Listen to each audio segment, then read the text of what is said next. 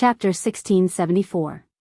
Zhu Qizhen wished that no one would mention such a regretful thing, but Kai Zhong took the initiative to mention it.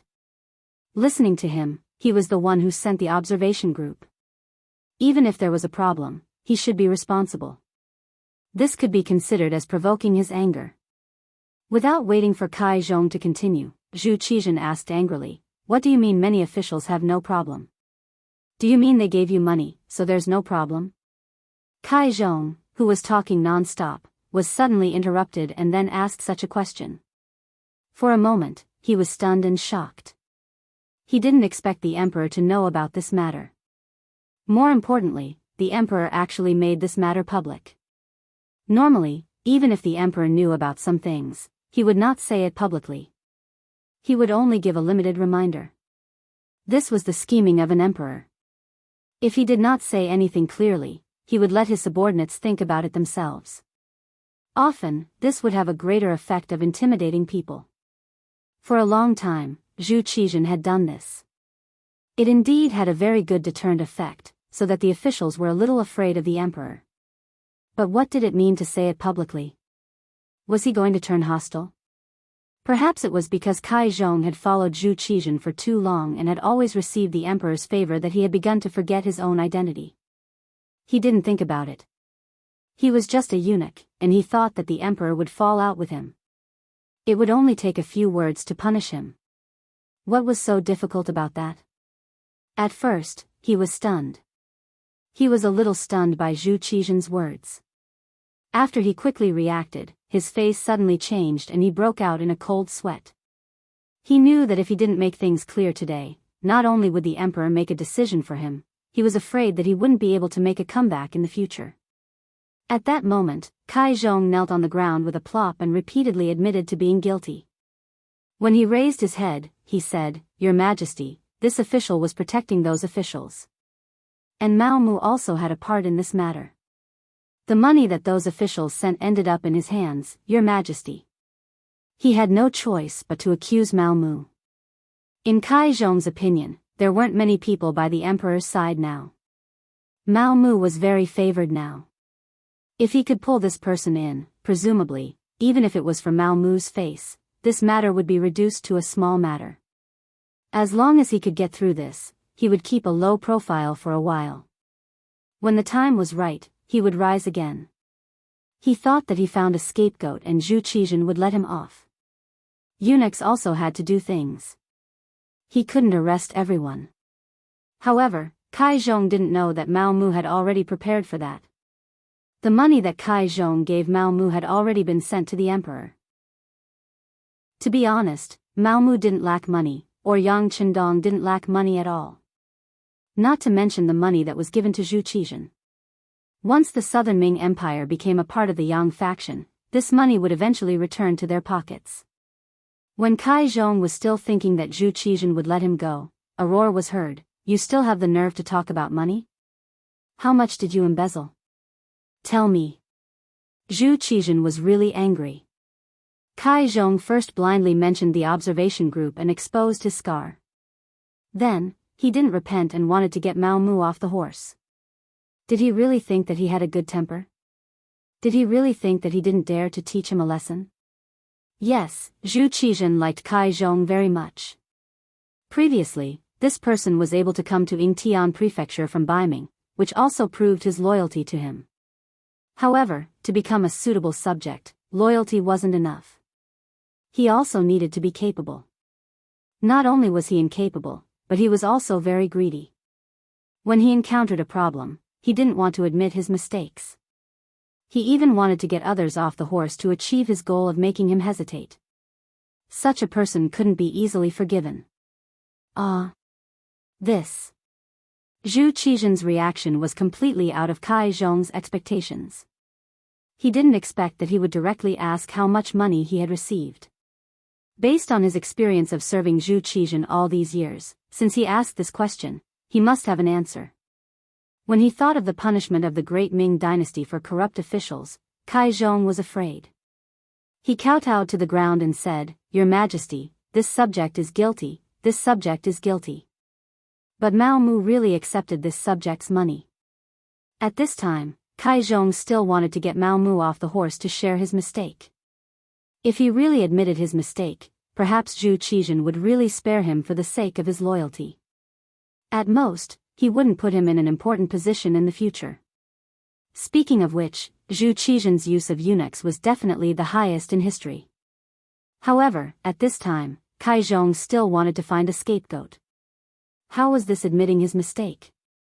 It was clearly sophistry. Zhu Qizhen was completely disappointed now.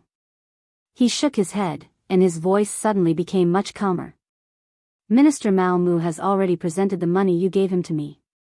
You still dare to accuse a loyal subject. You really disappoint me. Ah! Kai Zhong once again let out a unique duck-like shriek. Then, he fell to his knees on the ground as if there were no bones in his body to support him. He didn't expect Mao Mu to do this. Didn't that mean he had already sold him? He even used this as an excuse to escape punishment. He really didn't know how the word death was written. A eunuch was a eunuch. No matter how strong he was, a word from the emperor would just turn him into ashes. Kai Zhong was taken away by the burly general outside the hall. When he left, he didn't beg for mercy because he knew how miserable his fate would be. At this moment, saying anything would be futile. When Mao Mu heard of this matter, it was already 2 hours later. His expression didn't change, but he was a little excited. Qiao Jixiang and Kai Zhong were finished like this. Should it be Qian Seng's turn to protect them next? Thinking of this, Mao Mu felt that he should do something. Compared to Mao Mu's calmness, Qian Seng Bao was laughing to his heart's content. After all these years, he finally felt like he was in control of the entire group of eunuchs. There were no competitors, and Mao Mu listened to him. In the future, wouldn't he be able to do whatever he wanted? Once he completely integrated this power, he would hear in front of the emperor that was beneficial to him. In this way, no one would shake his foundation. He would become the second Wang Zhen. No. When Wang Zhen was here, there were other eunuchs who shared power. If he did it well, he could be more impressive than Wang Zhen. Qian Seng Bao, who was in a good mood, quickly received good news. Many officials came to find him, especially some officials from other provinces. After the embroidered uniform guards' target moved from the capital to other provinces, officials near the capital began to be arrested. These people, in order to protect themselves, found Qian Seng Bao through the guidance of other officials. After all, Mao Mu didn't accept money. When he met the officials, he always had a cold face, giving people a feeling that he was unapproachable. Kai Zhong was completely taken down, so they had no other choice but to find Qian Seng Bao. More and more officials came to see him, and the amount of money they gave him also increased. In a short 3 days, he received 3 million taels of silver. This showed how rich the officials were. It also showed that the money in their hands was far more than what they got from their salaries. Qian Seng Bao also had a good appetite. He would give a reply according to the amount of money sent to him. If they sent a small amount, he would naturally be perfunctory. If they sent a large amount, he would clearly say that he would protect them. If they sent a large amount, he would take time to meet them directly and comfort them. In a short time, Qian Seng Bao became the second parent of many officials. Praises came one after another. Following these officials' words, eunuch Qian was their life-saving straw. He was their biggest backer. This kind of action naturally attracted the resistance of some self-proclaimed righteous officials. They were either honest officials, or they had been officials for too short a time and couldn't gather much money. However, they were jealous, so they all sent memorials to Sing Qian to protect them. When these memorials were sent to Zhu Qizhen, they were all ignored. The emperor didn't care. Did the people who did things have to be reported? Just like eunuch Mao Mu, weren't there just as many people who reported him? Not to mention, Zhu Qizhen was very conceited. He thought that he understood Qian Seng Bao and didn't have the guts to steal so much money. If it was 100 or 2,000 taels of silver, he might still dare to do it. However, it was a few million taels of silver. He didn't have the guts. This was Zhu Qizhen's biggest shortcoming. He always liked to be self-righteous. He always thought that he understood everything. He always thought that he was very good at judging people. Wang Zhen was like this before, Qian Sengbao was like this now, and Mao Mu would also be like this in the future. It was no wonder he lost everything in the end. Mao Mu quietly watched Qian Sengbao's performance from the side. He also did his best to complete the orders given to him by the other party. He didn't touch any of the names sent by the other party, even though he didn't see a single copper coin of the money sent by these officials. The only thing he did was to memorize the names of these officials and send people to investigate how much money those officials sent to Qian Sengbao. He also wanted to know in his heart how much money those officials sent to Qian Sengbao. His thoughts and desires were far greater than Qian Sengbao's. Qian Sengbao didn't feel any discomfort with Mao Mu's cooperation. On the contrary, he thought that everything should be done. Just think about it. Even Kai Zhong, such a favored eunuch, was he not also defeated by him? Qian Sengbao arrogantly thought that Kai Zhong's fall was because of him. Besides, wasn't Mao Mu able to become the head of the embroidered uniform guard today with his help? Chapter 1675. Since he could help the other party, he could also pull the other party down. Listening to his orders now was a sign of intelligence. With this kind of arrogance, Qian Sengbao walked further and further down the wrong path. Later, when he sent the name list, he was too lazy to see Mao Mu. Instead, he sent the eunuch beside him to do it. At the same time, he was also preparing to find someone to replace Kai Zhong's position. One day, when the opportunity was right, he was even preparing to find someone to replace Mao Mu's position. No matter how obedient Mao Mu was, it was not as good as someone he personally trained. He felt more at ease doing things. Soon, a eunuch named Song De and Zhang Chen entered Qian Sengbao's sight. These two people were good at talking. Every day, they flattered Qian Sengbao like dogs, saying things that made people feel comfortable. In addition to Qian Sengbao's nephew, Qian Liang, the three of them became Qian Sengbao's right-hand men. Under Qian Sengbao's arrangement, the two eunuchs entered the Imperial Horse Directorate and prepared to use their methods to compete for the position of chief eunuch. Qian Liang found his uncle. He wanted to be the commander of the embroidered uniform guard. Qian Liang was a real man, unlike eunuchs. Naturally, there were not many people who could adapt to his position. In comparison, the rank of commander of the embroidered uniform guard was suitable and had great power. The position was impressive enough. Naturally, it was his first choice. This was not the first time Qian Liang had asked for it. In the past, Qian Sengbao had refused, saying that he needed to train. In fact, he wanted to earn money. According to his discussion with Mao Mu, the position of commander was worth 500,000 taels of silver. This did not include the monthly filial piety. But now, with so many officials giving him gifts, he didn't lack this small amount of money. He immediately agreed to his nephew's request. First, when he was serving Zhu Qizhen, he revealed how capable his nephew was. With the imperial favor and trust, Qian Liang became the commander of the embroidered uniform guard as he wished, a third-rank official. Qian Liang happily took up the position. After he arrived at the embroidered uniform guard, he boasted of being the boss and began to give orders.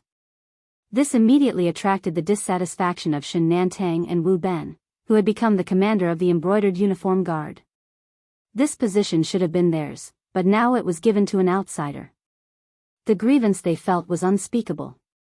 But it didn't mean that they couldn't do anything. For example, it was still possible for them to unite with their brothers and not cooperate with Qian Liang's work. No wonder they were brought up by Mao Mu. Both Shen Nantang and Wu Ben were generous people. They usually took care of their brothers in every possible way. If any brother's family was in trouble, they would help if they could and take money if they could. After all, as long as they followed Mao Mu, they would never be short of money. They could also intercept a lot of gray income and only needed to report it to Mao Mu. Generous and loyal, the brothers under him would naturally submit to him. When Qian Liang found that no one was listening to him after working for a whole day and everyone was patronizing him, he got angry. No matter what, he was still Qian Sengbao's nephew. He was taught by Qian Sengbao, so he still had some ability. At that moment, he thought of the method his uncle taught him. He wanted to rope in a group of people by himself to achieve the goal of fighting for the right to speak. However, the greedy Qian Liang was unwilling to spend money. When facing some of the embroidered uniform guard brothers who were on the sidelines and didn't have much ability, even if he went out to eat with them, they still had to pay. Gradually, after everyone knew Qian Liang's nature, in just a few days, everyone stopped paying attention to this commander. When you didn't get anything in return, who did you think you were, a fool? Qian Liang found that the brothers around him were getting fewer and fewer. When he was about to become a commander without an army, he finally felt powerless. He had no choice but to ask his uncle, Qian Sengbao, for help. Soon, Mao Mu received a message from a little eunuch sent by Qian Sengbao, asking to see him. In this period of time, Mao Mu had also cultivated a lot of trusted eunuchs. Among them, the most outstanding one was the eunuch called Zhu Tao. Under Mao Mu's intention, he was promoted to the position of deputy chief eunuch in the empress palace. Usually, when he wasn't here, it was Zhu Tao who took care of all kinds of things. Godfather, eunuch Qian didn't come with good intentions. Zhu Tao's face was full of worry. When the little eunuch came to deliver the message, he happened to be present. Because of Mao Mu's trust, he also knew that Qian Liang had hit a wall in the embroidered uniform guard. Regarding this, Zhu Tao had always been worried. He meant to worship Qian Liang like a bodhisattva. No matter what, he was still eunuch Qian Sengbao's nephew. This kind of superficial work still had to be done. If it was in the past, Mao Mu could only do this. However, now that Kai Zhong had fallen from power, Chao Jixiang's power had been uprooted, and only Qian Sengbao was left. He really wasn't afraid of anything. At worst, everyone would fight. Speaking of which, he had a lot of evidence in his hands. Once he took it out, he was afraid that Qian Sengbao wouldn't be able to bear the consequences. That's right, little Taozi. You're right. This time, I'm afraid eunuch Qian will come to make things difficult for this eunuch. Mao Mu nodded. He agreed with this point of view, but he wasn't afraid. This was because taking down Qian Sengbao was originally one of his goals. Only in this way could he truly control the eunuch group. Only then could he reach the left and right harem and even part of the imperial court's power when Yang Xia launched an attack. In order to achieve this goal, Qian Sengbao must fall. With a goal, he had to do it. Mao Mu had been preparing for this. But at the same time, he was also very clear that after all, he had followed Zhu Qizhen for so many years and was called a companion. It wasn't so easy to take down Qian Sengbao. If he didn't do it well, he would be in trouble if he couldn't take down the other party. Therefore, he needed a bigger opportunity. Just last night, the group that contacted him had already sent the opportunity to him. The next problem was how to implement it. Now that Qian Sengbao asked him to go over, it was the right time to throw out the bait. He got up and walked calmly in the direction of Qingjing Hall. Along the way, Mao Mu had already thought about how to face Qian Sengbao and how to answer when questioned. As expected, in the room where Qian Sengbao was resting, Qian Liang was standing beside him. When Mao Mu walked in, Qian Liang immediately had an arrogant look and didn't even look him in the eye. Mao Mu was like an old monk in meditation. He didn't have any reaction to all this. But when he came in front of Qian Sengbao, he bowed respectfully and looked like he was waiting for the emperor's orders. After all, Mao Mu was now the director of the genie guards and was an acquaintance of the emperor and empress. Qian Sengbao couldn't be too arrogant. So he first squeezed out a smile and then said with a smile, "Eunuch Mao, you're here. Have a seat." "I don't dare. In front of Eunuch Qian, how can I have a place?" Mao Mu replied very low-key. Haha. Qian Sengbao was very impressed with Mao Mu's attitude. Mao Mu was the kind of person who was very obedient. Basically, he would do whatever Qian Sengbao asked him to do. Not only that, but he was also very respectful every time they met. If it wasn't for the matter of his nephew, Qian Liang, he wouldn't be able to find any fault with him. It was precisely because Mao Mu had always been too low-key that Qian Sengbao was very unhappy when a problem arose. In his opinion, Mao Mu was clearly looking down on Qian Liang. That was equivalent to looking down on him. He really needed to give Mao Mu a beating. In Qian Sengbao's eyes, Mao Mu could be where he was today because of his recommendation. Otherwise, Mao Mu would only be a chief eunuch in the empress palace who didn't have much power. He was used to being complimented and couldn't stand the slightest bit of grievance. Qian Sengbao was such a person. So when Mao Mu stood firm, he expressed his displeasure. Eunuch Mao, this duke wants to ask, who exactly does the embroidered uniform guard listen to now? Is it still the embroidered uniform guard under the emperor's command? Why is it that the embroidered uniform guard doesn't listen to the words of the emperor's personal commander? As the director of their factory, shouldn't you say something? He was denouncing Mao Mu. Although he had already expected all of this, Mao Mu still pretended to be in fear and trepidation. His face was full of shock. How is this possible? Such a thing can't happen, right? It won't. Qian Liang, come and talk to eunuch Mao. Qian Sengbao looked like he didn't want to argue with Mao Mu. At this time, he had already begun to consider whether he should arrange for someone else to manage the genie guards and remove Mao Mu. When it was Qian Liang's turn to speak, he talked endlessly about what happened after he went to the genie guards. He added oil and vinegar. Qian Liang didn't have any other skills, but his eloquence was quite good. After he said this, it really seemed like he had suffered a great grievance. Qian Sengbao, who was listening at the side, was very angry. Even Mao Mu had an indignant look on his face as he roared, these people are too outrageous. They should all be captured and killed. Qian Sengbao and Qian Liang were dumbfounded by Mao Mu's roar. They didn't expect Mao Mu to have such a reaction. Shouldn't he be looking for reasons and making excuses? Why did he suddenly seem to be more angry than them? As for what he said, killing all the genie guards, this was something Qian Sengbao and Qian Liang didn't want to do. If they really killed them, who would do the work? Oh, the genie guards were doing well before. Now that Qian Liang was the commander, their work suddenly stopped. What would the emperor think? Even if he used his toes to think, he would know what was going on.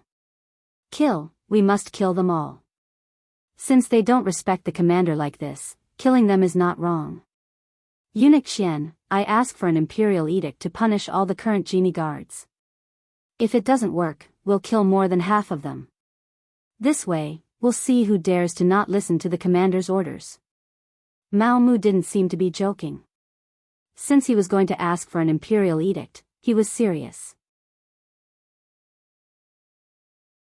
Chapter 1676. Of course, Qian Sengbao wouldn't agree. Although he was very angry that the embroidered uniform guards didn't obey his nephew's orders. But if he had to kill them all because of this, he would not do such a thing. Therefore, the person who should be condemning him became the one who comforted him. Ayaya, eunuch Mao, calm down, calm down. You can't do things like this. How can you fight and kill for no reason? Yes. I was too agitated. It's just that I really don't know about this matter. I've been taking care of the Empress for a while and haven't been to the brocade guard's yamen. If you don't believe me, Commander Qian, think about it carefully. Have you seen me in the past few days? Mao Mu knew that he had the upper hand, so he stopped and asked Qian Liang. Qian Liang thought about it carefully and found that it was true. He immediately replied, that's right. I haven't seen eunuch Qian in the embroidered uniform guard these few days. That's right. It's all a misunderstanding. However, it doesn't matter. I'll go to the embroidered uniform guard and gather those brats. I'll give them a good lecture and have Commander Qian give them a good lecture. What do you think, eunuch Qian? Mao Mu seemed to be speaking in a submissive tone. What could Qian Sengbao say when he had such a proper attitude? He could only nod and say, since it's a misunderstanding, I've wronged eunuch Mao. Then we'll do as you say. Thank you for your understanding, eunuch Qian. Mao Mu's body straightened at this moment. The atmosphere eased up a lot and the three people all had smiles on their faces. Since the atmosphere eased, there was no need to be so serious. Mao Mu said, "Eunuch Qian, Commander Qian, it's not difficult to deal with these embroidered uniform guards. You can do it from two aspects. The first is to give them money. With benefits, everyone will be willing to follow you." As he spoke, Mao Mu was still observing Qian Sengbao and Qian Liang's reactions. Just as he thought, both of them had a serious look on their faces after listening to him. Obviously, for misers like them, it was more appropriate for others to give them money. Asking them to take out their money and hand it over to their subordinates was even more unbearable than killing them. Mao Mu then continued, "If we don't give them money, then we can only take the second path, which is to display enough ability to intimidate them. Coincidentally, there is a matter that His Majesty has instructed me to discuss the issue of grain with Yang Xie. If this matter is done well, this merit will be enough to intimidate others, and we won't have to worry about the brocade guards not being obedient." Listening to Mao Mu's words, Qian Liang originally wanted to say that his ability was mediocre. It was too difficult to prove to others with his ability. But before he could say anything, he heard about the problem of food. He couldn't help but open his ears wide. At this moment, Qian Sengbao's expression turned serious.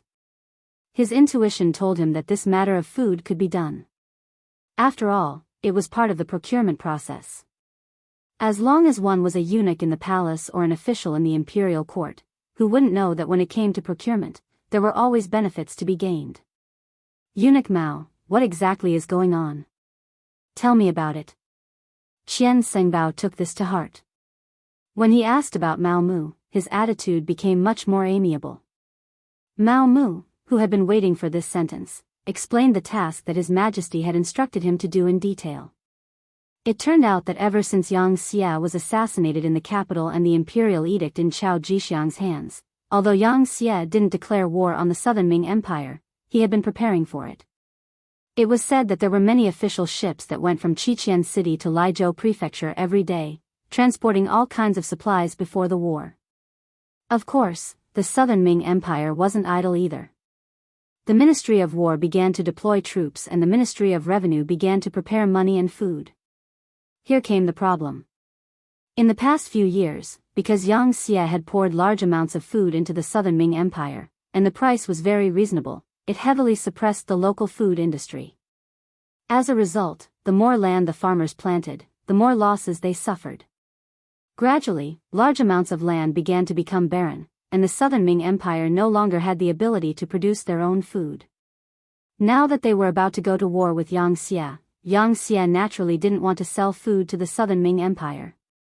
Although in the past 2 years, the officials of the Southern Ming Empire had seen through the problem and increased the amount of food they bought, and they had accumulated some food. However, if they only sent out and didn't receive any food, they wouldn't be able to last for long. For the Southern Ming Empire that was about to go to war, this was an extremely dangerous matter.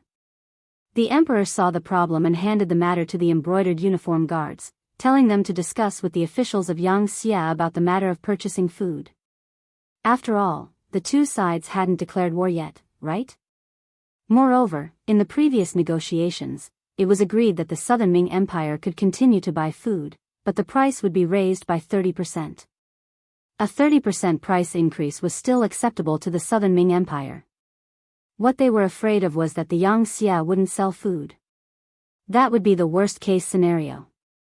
Regarding this matter, we also sent people to discuss with the officials of Yang Xie. The other party also revealed a certain amount of information. It's not that they don't want to sell food. After all, the Yang Xie boasted that they wanted to bring the Han people to the peak of the world. The Southern Ming Empire is full of Han people, and they can't just watch the people starve to death. However, they still want to raise the price. This is something that the emperor can't accept. Our embroidered uniform guards are responsible for buying food at a 30% price increase to prepare for war. Mao Mu said a lot in one breath. After he finished speaking, he closed his mouth and looked at Qian Sengbao and his nephew's performance. The matter was already very clear, and Qian Sengbao was also thinking in his heart. If this was the case, this was indeed a good job. Once he could buy a lot of food, the emperor would definitely be happy. Then, he would be able to obtain merit. However, the problem was that it wasn't easy to talk about the price of food.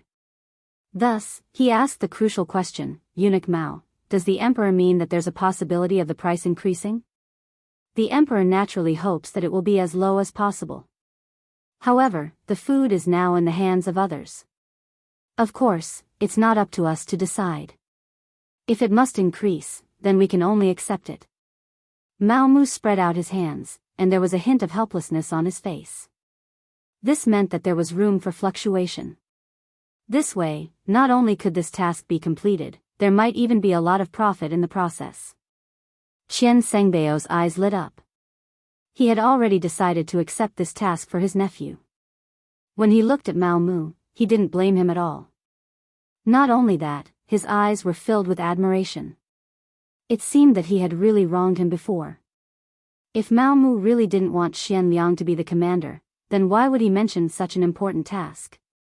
When he thought about how he had wronged him, a trace of guilt flashed across Qian Sengbao's face. He then said, Eunuch Mao, it was indeed a misunderstanding. I have wronged you. How about this, Qian Liang will accept this task. When you return, please hand over the relevant matters. What do you think?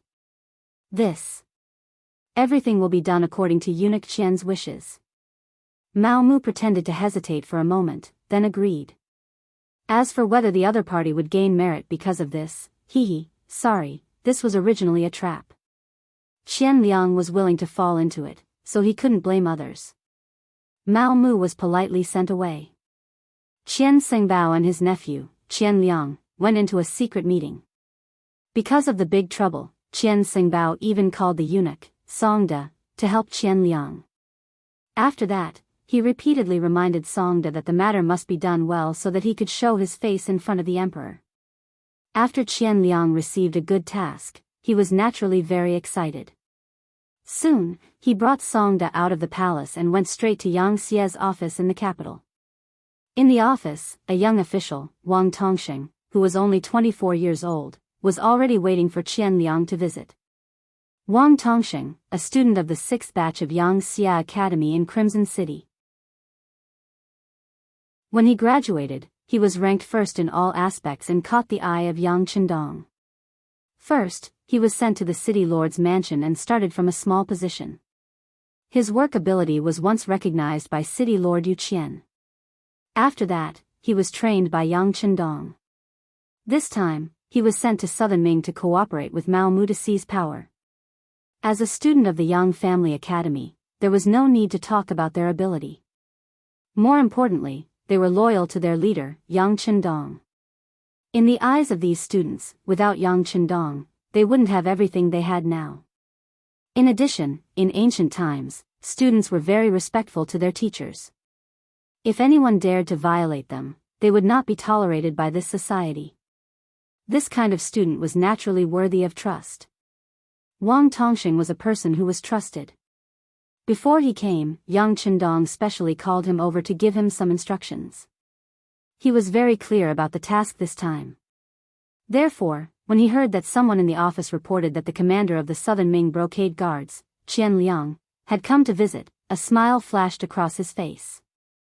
The fish had taken the bait. Not only Qian Liang, but many well-informed people from the Southern Ming Empire also knew of Yang Xi's strength. Unknowingly, they had developed the thought of being inferior to him. Therefore, as soon as he entered the office, Qian Liang put away his arrogance and became cautious. He even smiled at everyone he met. For someone like Qian Liang, if he was born during the anti-Japanese war, he would be a complete traitor. After being led to a room, Qian Liang saw Wang Tongxing. However, it was different from what he imagined. Wang Tongxing immediately asked greedily, Commander Qian, right? Such an important position must be very rich. This is the first time we meet. Do you have any greeting gift? Qian Liang had never experienced such a thing. The moment they met, they immediately asked for money. Even the most savage and unscrupulous group of eunuchs in his eyes didn't seem to do things so blatantly. For a moment, he was stunned. Qian Liang didn't respond. Wang Tongxing was very angry. He waved his hand and said, "Since you didn't prepare a greeting gift, you can go back. This official is tired today. We can talk about the food another day."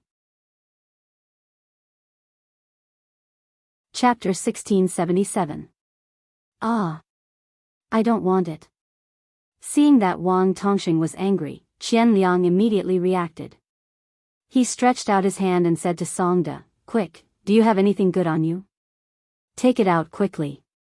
Songde's face was bitter, but he did not dare to offend Qian Liang. He could only take out a small pendant from his waist. When he was serving Zhu Qizhen, the emperor was in a good mood and gave it to him. He treated it as a family heirloom. When the small pendant was taken out, it was snatched away by Qian Liang. He then presented it to Wang Tongxing with a flattering expression. "Sir, do you like it? This is a pendant given to eunuchs by the emperor. It's all good stuff. And, not bad, not bad." Wang Tongxing took the pendant and looked at it. It was indeed a good piece of jade. Wang Tongxing nodded with satisfaction. He then smiled and introduced himself to Qian Liang. He said that he was the person in charge of negotiating the grain price with the Southern Ming Empire. Since the person in charge was in front of him, Qian Liang felt relieved. Both sides sat together and began to discuss. Things weren't as complicated as Qian Liang thought. The Yang faction didn't have any intention of not selling grain to the Southern Ming Empire. According to Wang Tongxing's introduction, the Yang faction was now vigorously reclaiming wastelands and developing agriculture. Now, they had so much grain that they couldn't finish it. Although they had built many granaries, they still couldn't store the grain. If this continued for a long time, there was a possibility that the grain would rot. This was also why the two sides were discussing the issue of grain sales when they were about to go to war. Hearing this, Qian Liang's eyes lit up. He felt that he had met a wooden club. This kind of confidential matter should not be easily announced. Now that the other party had told him everything, wasn't that the same as revealing the bottom line in advance? Wang Tongxing did not seem to have this awareness. He continued, "Of course, we can sell the grain to you. The key is the problem of price. Sai, to be honest, as a Yangxia official, it is hard. You don't know. Although we seem to be treated well, there are too many people relying on me. I pity my wife and 6 concubines. How am I going to feed them?" As they chatted, Wang Tongxing began to talk about his own difficulties. Qian Liang was stunned when he heard this. He didn't understand. How many concubines you have and how many people you need to feed is none of my business. Is there any meaning in telling me these things? On the other hand, Songde, who came along with Qian Liang, was a smart person. He saw something and immediately pulled Qian Liang, who was still in a daze, and then whispered something. Wang Tongxing saw these small actions, but he didn't stop them. Instead, he picked up his teacup and drank his tea as if he didn't see them. After Songde bit Qian Liang's ear for a while, he quickly revealed a look of realization. He nodded, and when he looked at Wang Tongxing, he asked in a probing tone, "Lord Wang, I understand what you mean. You can rest assured that once this matter is settled, you will be rewarded handsomely. But how much do you think is suitable for this price?" "Ha ha ha, Lord Qian is a smart man. Since that's the case, the price is easy to negotiate. You can set any price, but it can't be lower than the original price. It can't be more than 30% of the original price. Of course, the higher the price, the more manipulative it will be, and the more benefits we will receive." When he heard that it was only 30% of the original price, Qian Liang was naturally overjoyed. He opened his mouth and wanted to agree, but when he heard that the higher the price, the more benefits he would receive, he immediately shut his mouth and his mind began to wander. At the end of the day, there was nothing more practical than money. Money was the only thing that could be relied on and could save a life at a critical moment. As long as he had a large amount of money, so what if he didn't want to be a commander? He could be a rich man and enjoy life, couldn't he?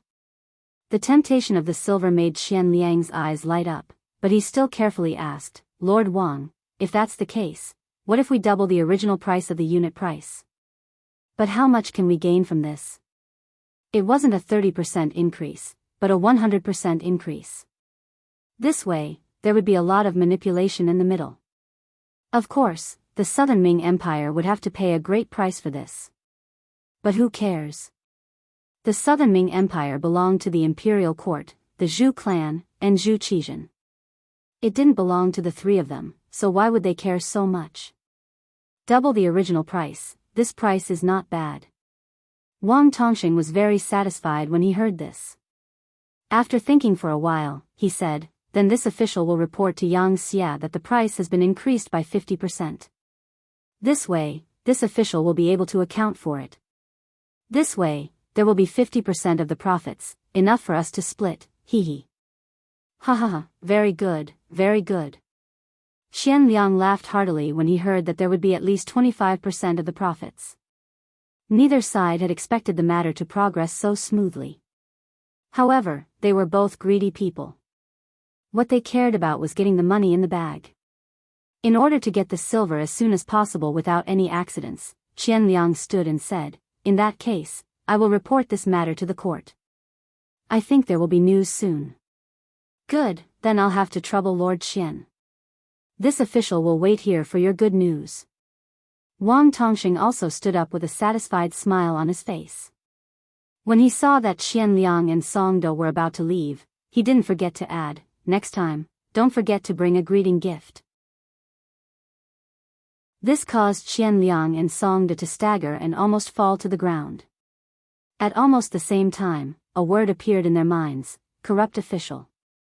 Because of this, the two of them trusted Wang Tongxing even more.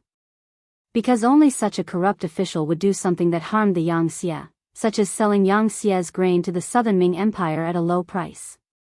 This gave them the opportunity to earn a large sum of money from the difference in price. Qian Liang and Song De left.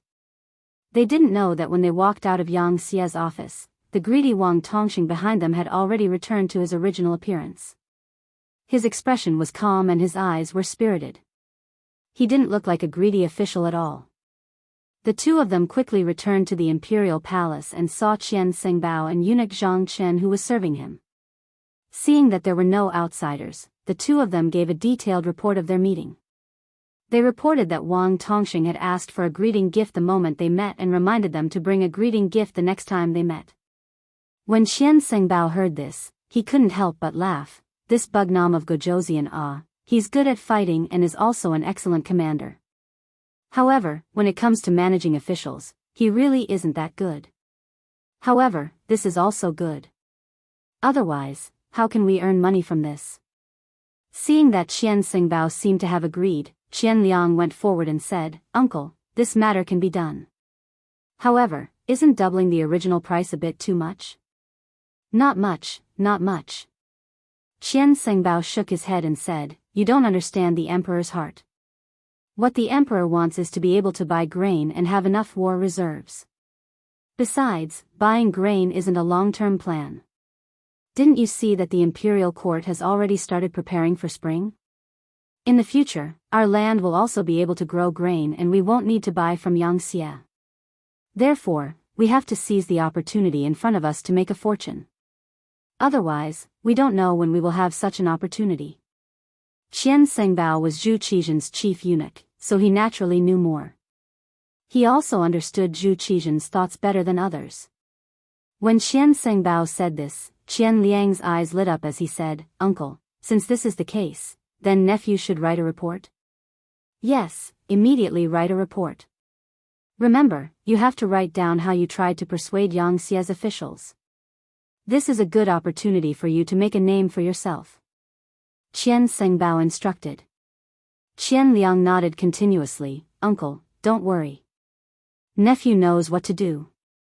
Oh right, of the 25% profit, 15% is to be filial to Uncle. All these years, Uncle has taken care of nephew so much. Nephew is very grateful. Seeing Qian Liang being so tactful, Qian Sengbao laughed in satisfaction. Then he patted Qian Liang's shoulder and said, well said, well said. Actually, Uncle is old and won't live for long. In the future, Uncle's money will be left to you. Ha ha ha. Yes, yes. This scene of uncle and nephew being harmonious was seen by Song De and Zhang Chen. The two of them were envious. Why didn't they have such a good uncle? Qian Liang was a man of action. He quickly finished writing the report and even found a literate eunuch to polish it. Then, Qian Sengbao personally delivered it to Zhu Qizhen. Hearing that the matter of grain was settled, Zhu Qizhen was very happy. When he received the report, he sighed and said, "My wife is my beloved official. My wife's nephew is also not bad. Truly a family of two." Receiving such praise, Qian Sengbao was very excited. However, his eyebrows didn't move at all. Instead, he said seriously, "Everything this subject has is given to me by the emperor. It is my duty to work for the emperor. I don't dare to be greedy." Good, good. Seeing Qian Sengbao's neither arrogant nor impatient appearance, Zhu Qizhen was even happier. He opened the report and read it. Then, his expression became more serious. He said with displeasure, "Why is the price so expensive? Our financial pressure is too great." Knowing that Zhu Qizhen would say this, Qian Sengbao quickly explained, "Your Majesty, there is nothing we can do about it. After all, we are going to war with the Yangxie. As two people who are going to be enemies, it is already very difficult for them to sell grain to us. This is also because Qian Liang used the reason that the Han people of the southern Ming dynasty don't have any grain to eat. If we use this as military grain, I'm afraid that the other side won't sell it to us even if we give them mountains of gold and silver." Chapter 1678. That makes sense. Since that's the case, let's talk about it. But remember, you must buy more. No one knows how long this war will last. We must make more preparations. Zhu Qizhen felt that Qian Senbao's words were reasonable and nodded in agreement. Since Zhu Qizhen agreed, Qian Senbao's heart could be at ease. After leaving Qingjing Hall, he called Qian Liang and Song De and told them to immediately go to Yang Xie's office to settle the matter, so as to avoid any problems or the other party increasing the price. Then he took out a jade rui that the emperor had bestowed to him and said, "This is a meeting gift for Sir Wang. You must handle this matter well. Uncle, please rest assured." "Please rest assured, Qian Gonggang." Qian Liang and Song De agreed with a smile. After receiving the jade rui, they quickly made preparations and left the palace. In Yang Xie's office, Qian Liang once again met Wang Tongsheng. When he took out the jade rui, the other party was clearly very satisfied. The following conversation went even more smoothly. In the end, they settled on an agreement to buy 10 million sure of grain first. The salary of the Great Ming Dynasty's officials was very low. The 7th-ranked county magistrate of the Ming dynasty only had an annual income of 90 sure, which was less than 200 taels of silver. They also had to feed a large number of people. In order to dominate the entire southern Ming dynasty's market, Yang Xie sold grain at a very low price. One sure, about 120 caddies, was originally sold for 2 taels of silver by Yang Xie. Now, it was 4 taels of silver. 10 million sure was 40 million taels of silver. The actual payment to Yang Xie was only 30 million taels of silver. The uncle and nephew of the Qian family earned 5 million taels of silver. After the agreement was settled, Yang Xie's office began to transport the grain. Qian Liang said that the next time they met, he would bring money and make preparations to receive the grain. Both sides happily parted, but Wang Tongxing still didn't forget to say that the next time they came, they had to bring a meeting gift. This made Qian Liang extremely angry. After this transaction, the other party could earn 5 million taels of silver. Wasn't that enough? They even wanted a meeting gift. They were even more greedy than him. After watching Qian Liang and Song De leave in a hurry, Wang Tongxing said to one of his followers with a smile on his face, "Go and spread the news. The matter is done. We can start now." "Yes, sir." The follower replied and quickly left. Not long after, Mao Mu received news from the liaison team that they could take action. He rubbed his hands together and said to eunuch Zhu Hai, "Little Hai, let's act according to plan." "Yes, eunuch Mao." Zhu Hai's heart thumped wildly.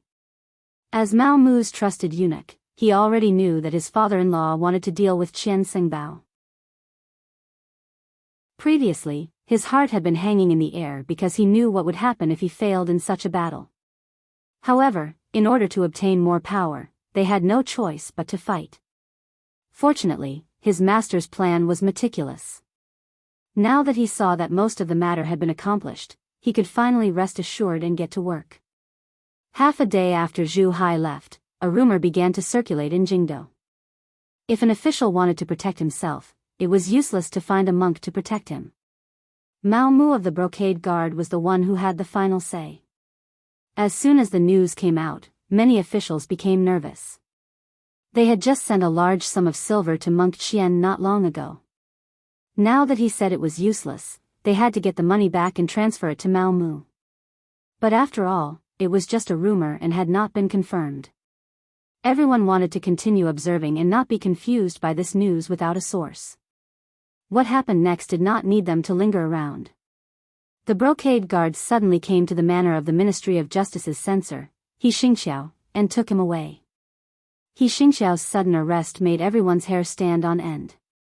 A few days ago, when everyone was drinking together, He Xingxiao, who had drunk a little too much, said that he had sent 50,000 taels of silver to Monk Qian. However, he had now been taken away by the Brocade Guard. Did this not prove that the rumor was true? No one wanted to be the next person to be taken away. After a discussion, the officials chose a few representatives to enter the palace to see Monk Qian. "Since your words no longer have any effect on the Brocade Guard, you should return the silver we sent and we will send it to eunuch Mao Mu. In short, we don't care how you fight, but don't encroach on our power." One official was not scary. What was scary was dozens of officials gathered together. Even Zhu Qizhen would have a headache dealing with this force. Zhu Qizhen did not know about this at this time. He was listening to Mao Mu's secret report. Since it was a secret report, of course, he would not let more people be present. Especially when he heard that this secret report was related to his partner, Monk Qian, all the eunuchs in the Qingjing Hall were driven out. Only 2 eunuchs, Mao Mu and Zhang Chen, were left. Zhang Chen, the eunuch who was regarded as Monk Qian's confidant, had another identity. He was Mao Mu's spy. There was nothing in the world that money could not solve. If it could not be solved, then money would be added. Zhang Chen had been bought over by Mao Mu long ago. That was when Zhang Chen was just a little eunuch. He entered the palace because his family was poor. Once, he was accidentally discovered by Mao Mu. That day, he happened to go out to buy silk for the empress. He saw Zhang Chen's father saying something at the palace gate. At that time, Zhang Chen's face was full of tears. With the idea of making more good karma, Mao Mu walked forward and learned that Zhang Chen's mother was seriously ill and urgently needed money. Zhang Chen's father really had no choice. Only then did he think of his son in the palace who was no longer a healthy person. But at that time, Zhang Chen was just the lowest level eunuch. He had no power, no influence, and no extra money. It was not easy to get some monthly allowance, but it was deducted by the eunuchs. There was not much left. Mao Mu took out 100 taels of silver at one time. Zhang Chen was so grateful that he wanted to kneel down on the spot. From then on, Zhang Chen became Mao Mu's man. However, because his level was too low, and Mao Mu was very low-key at that time, no one noticed this matter. From then on, Mao Mu kept giving Zhang Chen money. Zhang Chen was also a smart and capable person. Step by step, he became Qian Sengbao's right-hand man and became his right-hand man. Mao Mu brought Zhang Chen to Zhu Qizhen to report to him about the food. When Zhang Chen knelt on the ground and told Zhu Qizhen everything he heard from Qian Sengbao, Zhu Qizhen's face was gloomy. He admired Qian Sengbao very much. He felt that Qian Sengbao's words and actions were in line with his temperament. Therefore, he kept him by his side and treated him as an existence like Wang Zhen.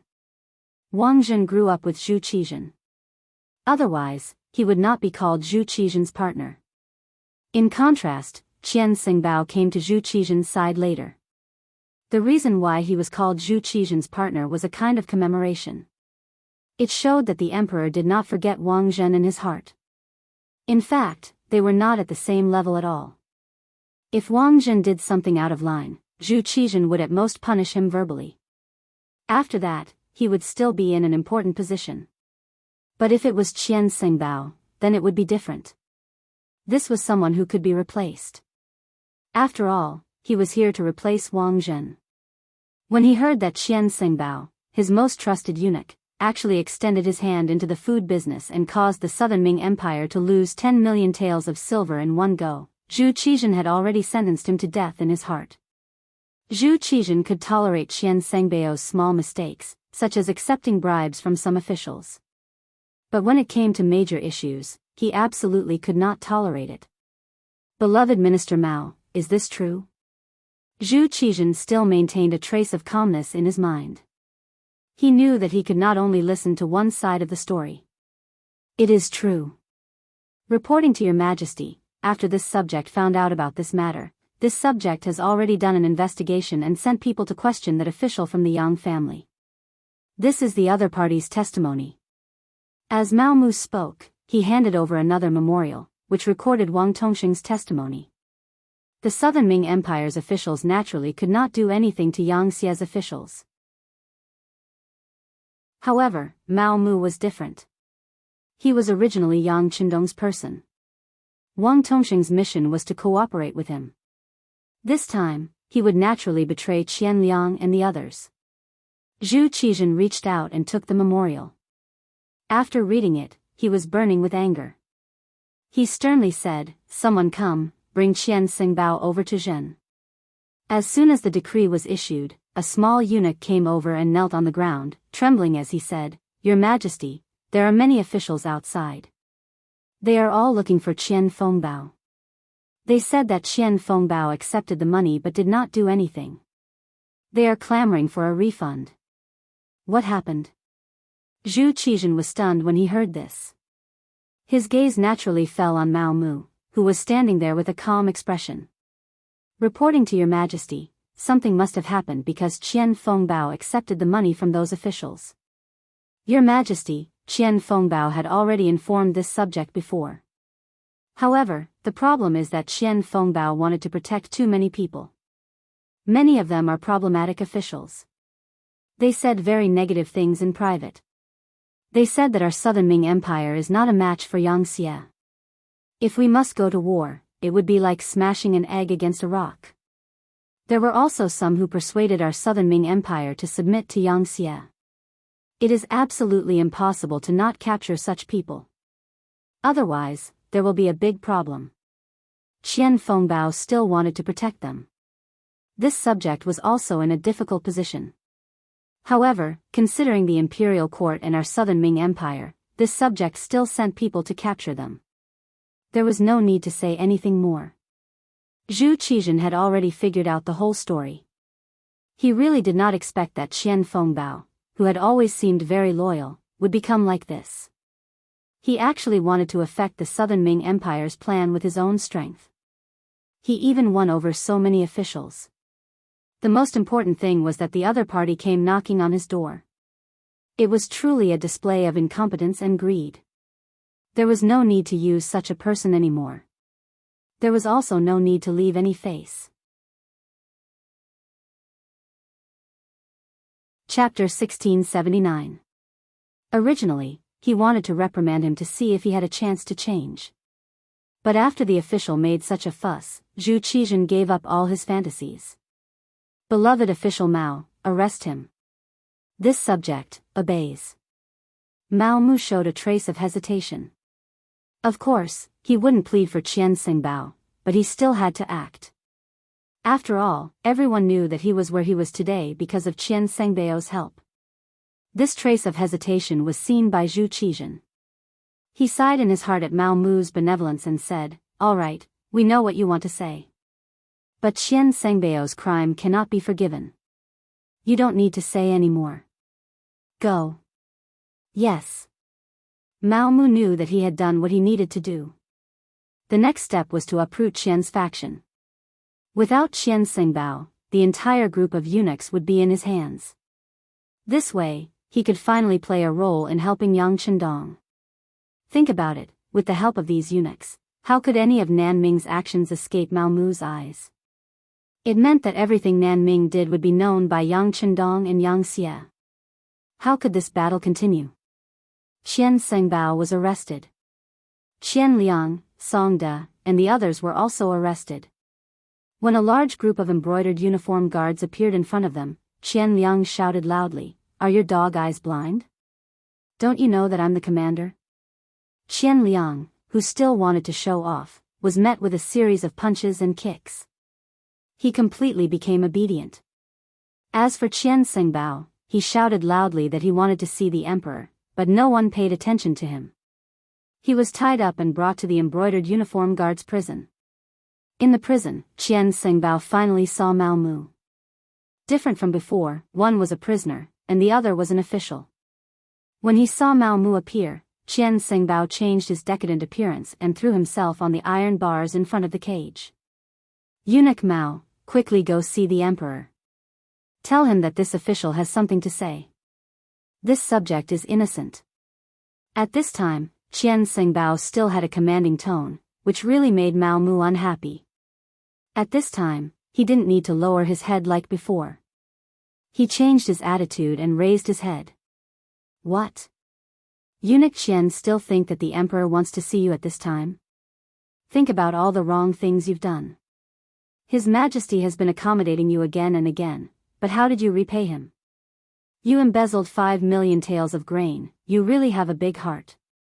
After a round of sarcasm, Qian Sengbao, he roared, I know, it was all you, it was you, to me. You were the one who instigated me to take on this matter. Good, you. How? Looking at Qian Sengbao, who finally understood everything, Mao Mu only shook his head. A defeated general was no longer worth him wasting any effort on this person. She reached into her bosom and took out a piece of white silk and threw it into the prison. The emperor said that since you have served him for so many years, he will give eunuch Qian a dignified death. Kill yourself. Finishing, Mao Mu turned and left. Ignoring Qian Sengbao's angry shouts and pleas, he headed in the other direction of the prison. Wang Zhua, Chen Sun, and the other court officials were locked up there. After these officials were captured and sent to the discipline prison, they really didn't suffer much. They were arranged to be in a clean single room. Every day, they were fed well. There was paper, ink, and brush in front of them. On the surface, it was for them to report their problems, but on the surface, it was for them to practice calligraphy. After all, there was no entertainment in prison. Practicing calligraphy could calm the mind. Although Mao Mu had come a few times before, he had never had a deep conversation. At that time, his position was not stable. Now, it was different. The chief eunuchs who were older than him had been taken down one by one. The remaining eunuchs were tactfully under him. He could finally do what he wanted in prison. He didn't need to be afraid of others spying on him or reporting him. The first to arrive was Wang Zhua's room. When the embroidered uniform guard opened the door, Wang Zhua was practicing calligraphy. He didn't seem to have any intention of stopping when he saw Mao Mu arrive. He had a feeling that Mao Mu was different from the other eunuchs. However, before the other party revealed his intentions, he wouldn't say anything. This one greets official Wang. When there was no one else in the prison, Mao Mu immediately gave a junior's greeting. Wang Zhua finally put down the brush in his hand. He turned around and said, "Why is eunuch Mao doing this? Right now, you are an official and I am a prisoner. There is no need for such formalities." "No, official Wang is not a prisoner. You are not guilty. The reason why you were brought here is because I don't want you to work for the Southern Ming Empire. This is all Bugnam of Gojoseon's intention." Mao Mu finally decided to speak the truth. He also believed that at this time, Wang Zhuo should know what to do. As expected, when he said this, Wang Zhuo was stunned. After a long while, he sighed and said, Bugnam of Gojoseon really has good methods. He even has his hands in the palace. If this old man's guess is correct, eunuch Mao should have the final say in the palace. As official Wang thinks, the stones that should be moved have been moved. Right now, this subject's words still have some weight in the palace. Mao Mu replied modestly. Amazing, amazing. Wang Zhuo sighed. When he looked at Mao Mu, his attitude became more serious. However, what ability did this old man have to make Bugnam of Gojoseon calculate and arrange things like this? In fact, even if this old man was in court, the Southern Ming Empire wouldn't be a match for Bugnam of Gojoseon. This is different. Mao Mu shook his head. Bugnam of Gojoseon wants to lead the Han people to the peak of the world. If the Yangtze and the Southern Ming Empire really fight, it will only benefit the other foreign races. This is why this kind of plan is made. I hope official Wang can understand. I understand. Wang Zhuo said emotionally. Bugnam of Gojoseon's goal is to do so much for the Han people. It really makes me blush with shame. Speaking of which, this old man is about to enter the ground. If there is something I can do for our people before I pass away, it is also my wish. This meant that he was going to help. Mao Mu was waiting for this result. He immediately said happily, if Bugnam of Gojoseon knows of official Wang's choice, he will definitely be very gratified and grateful. This old man doesn't dare to accept this. Bugnam of Gojoseon should be the one receiving the gratitude of all the Han people. Alright, since it's like this, I hope eunuch Mao can wait a moment. I will write a few letters and trouble you to send them over. They are all this old man's students. They won't dare to disobey this old man's words. Please start writing, official Wang. This little one will be honored to grind ink for official Wang. Mao Mu also didn't expect things to go so smoothly. In fact, for an old official like Wang Zhuo, he had seen many wonderful things in his life. He was used to seeing the change of imperial power, the internal strife between officials, and the suffering of the common people. Now that there was finally someone who could change everything, how could they not help? Moreover, these days in prison had already made them understand that since the emperor didn't trust them, there was no need for them to risk their lives for him. It was better to go with the flow. Of course, there was another important reason. Yang Qindong definitely knew what they were doing now. Even if they couldn't enjoy this kindness, they still had children and grandchildren who could be taken care of. In this way, everything they did now would be worth it. Mao Mu grinded ink. Wang Zhuo personally wrote more than 10 secret letters. This meant that there were at least 10 officials in the court who would stand on Yang Xie's side in the battle between Yang Xie and the Southern Ming dynasty. There were many Southern Ming officials who were arrested in prison. One could imagine what kind of consequences it would cause. The situation in the Southern Ming dynasty finally stabilized. Mao Mu took over and controlled the entire group of eunuchs. His subordinate, Zhang Chen, became the head eunuch of the Imperial Horse Directorate. His subordinate, Zhu Hai, became the eunuch in charge of the emperor's daily care. With the help of these people and the embroidered uniform guards in his hands, it was guaranteed that if there were any big movements, Yang Qindong would be the first to know. In Qiqian City, Biming's observer group had also left and returned. Because Hu Shao was old and couldn't bear the pain of the bumpy journey, he was left in Qiqian City. Queen Hu Yan found a large house outside the palace. When she missed her grandfather, she could go and see him at any time to relieve the pain of homesickness. During this time, Yang Qindong met with the representatives of Biming's observer group. Among them was the leader of the observer group, the Crown Prince's junior tutor, Grand Scholar and Minister of Justice, Su Yozhen. Speaking of Su Yozhen, his fate was completely changed by Yang Qindong. In history, he made a great contribution in saving Zhu Qizhen. Later, he rebelled and was killed. Now, he was still alive and well. Not only that, but he also became the teacher of Zhu Qiyu's only son, Zhu Jianji. More importantly, Su Yozhen was Yang Chendong's subordinate. This allowed him to maintain an excellent state of mind in the upcoming battle between Baiming and Yang Xie. Su Yozhen was secretly brought to a small courtyard by Yang Chendong at night. His identity couldn't be exposed yet. Under the guidance of the Black Knight Dragon Guard, Su Yozhen saw Yang Chendong in the small courtyard, who was singing to the moon. She quickly walked a few steps forward. When he got close, he knelt on the ground with a thud. Minister Su Yozhen greets the king. Please rise. Yang Chendong helped Su Yozhen up with a smile on his face. He looked like a group of ministers who were enjoying each other's company. Very few people knew the contents of the meeting. Even the Black Cavalry didn't know the details. They only knew that when Su Yozhen was about to leave, he had a satisfied smile on his face. Baiming's observer group finally left. What they saw and heard in Qiqian City would slowly ferment over time. Yang Chendong didn't care anymore, because he was preparing to attack the Southern Ming Empire. Chapter 1680. Zhu Qizhen actually dared to let Chao Jixiang work with Yang Chendong to deal with him and even created an imperial edict to confer the title of the new Bugnam of Gojosian. This was equivalent to creating an excellent excuse for Yang Chendong to attack the Southern Ming Empire.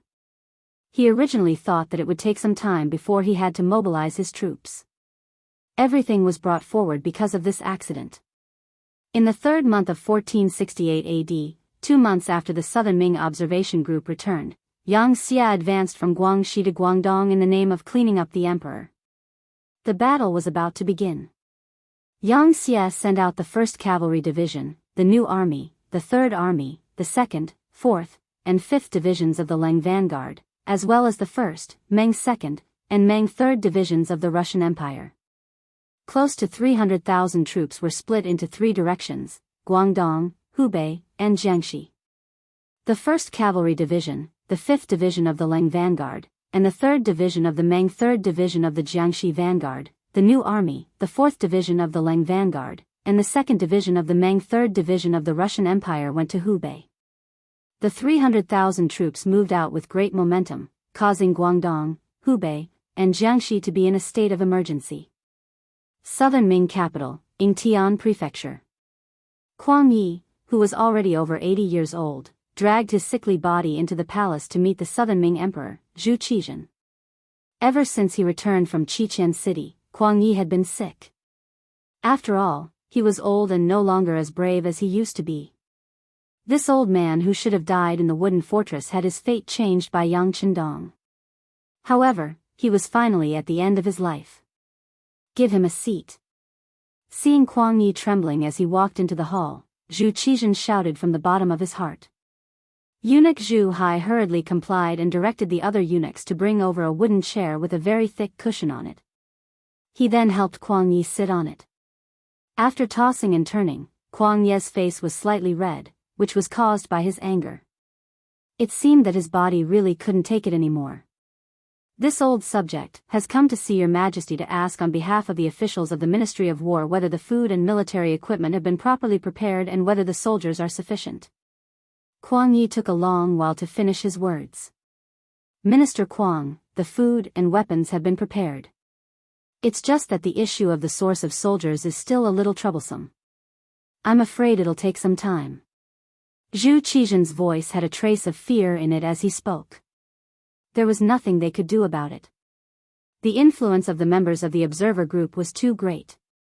Under their influence, it seemed that everyone knew that Yang Xie was extraordinarily powerful. They all knew that if they were to fight with them, they would lose more than they would win.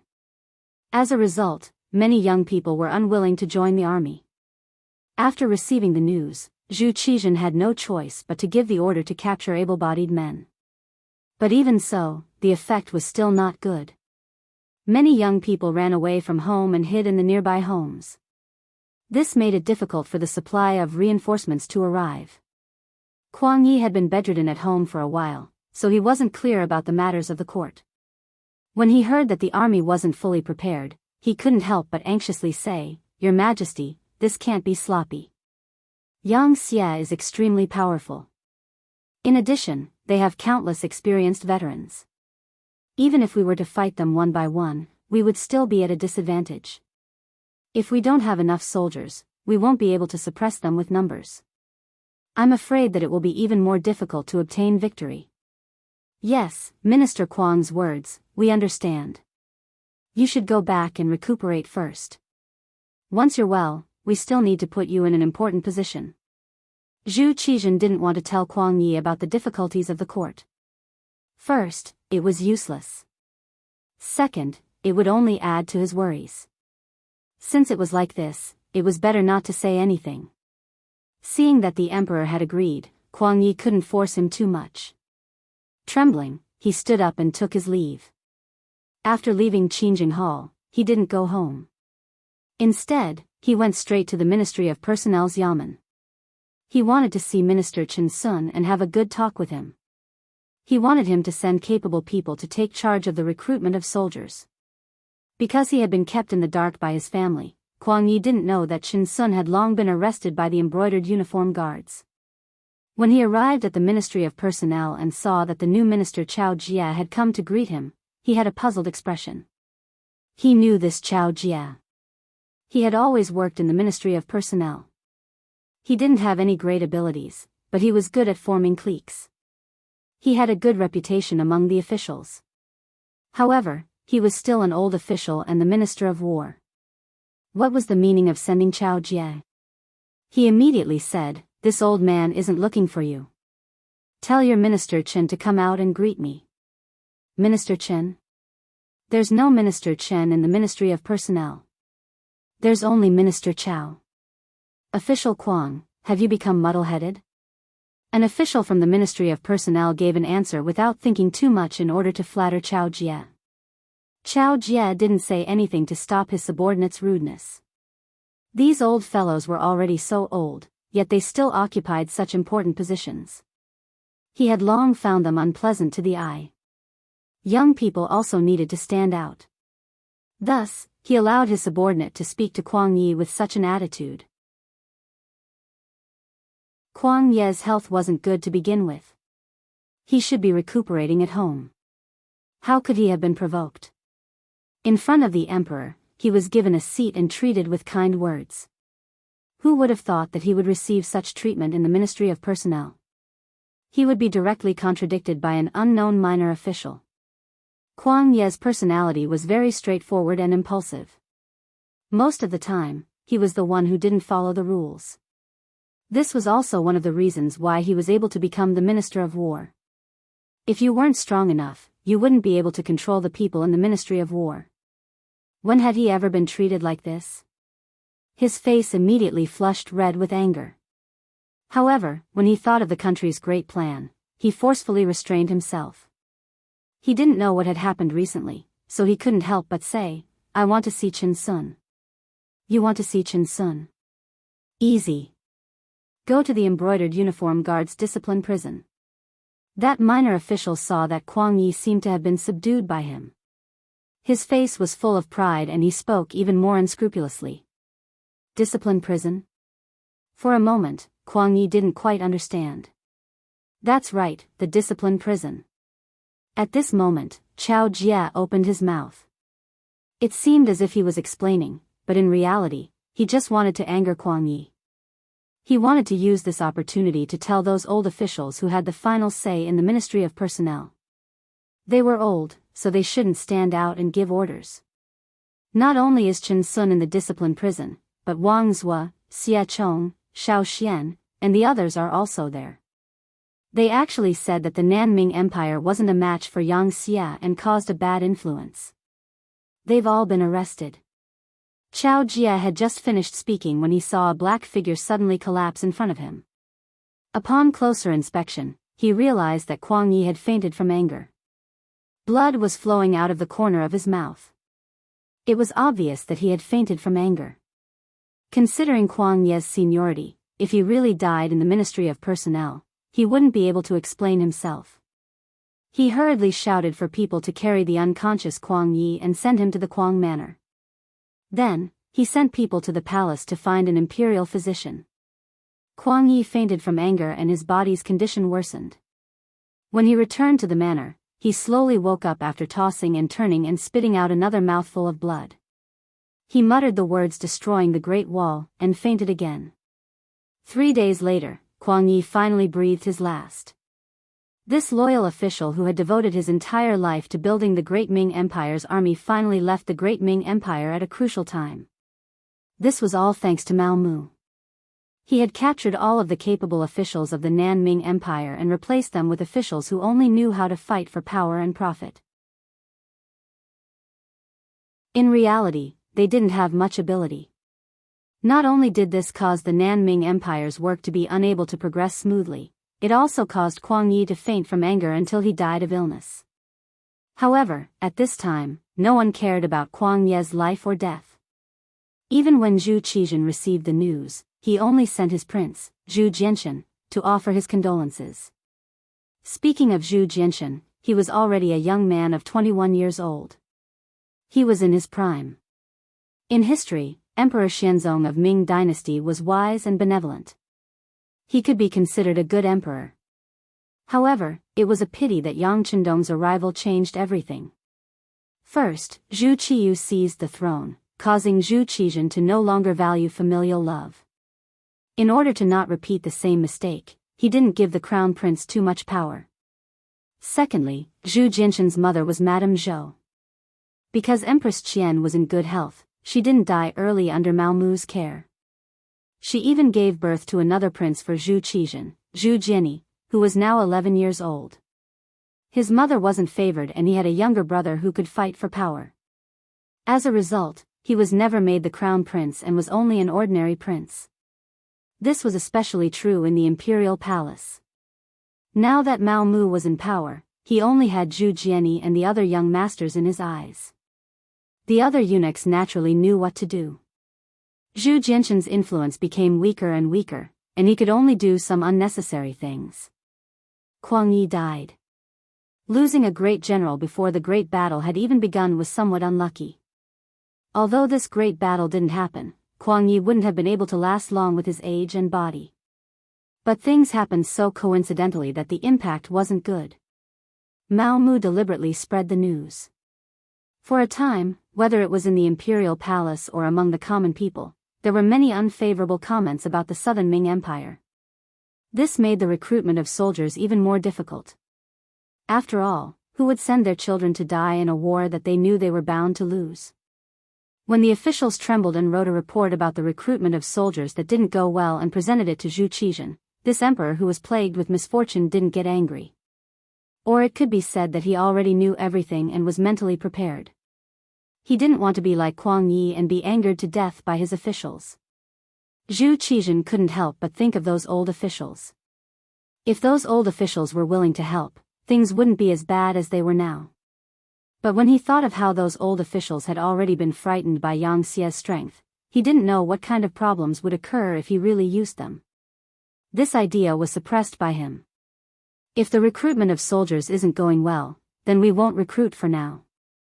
We now have 1.2 million soldiers in our hands and 800,000 soldiers on the front lines. We want them to fight a victory and let our people see the might of our Southern Ming Empire's army. Come, write a decree to Guaning. Have him quickly attack and find an opportunity to destroy Yang Xie's army to strengthen the prestige of our Southern Ming Empire. Zhu Qizhen was very straightforward and directly issued a decree to mobilize the army. It was said that 100 words couldn't compare to a single action. Then he would use practical actions to prove it.